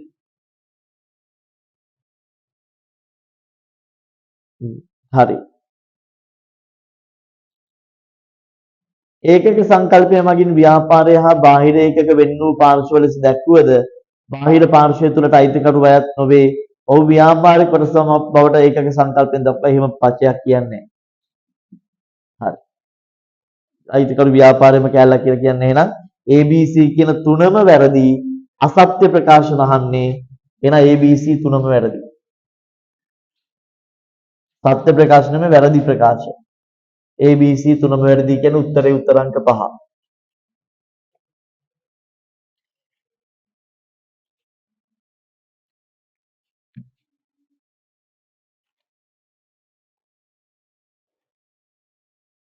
උත්තරේ වෙන්නේ උත්තරේ උත්තරංක 5. හරි.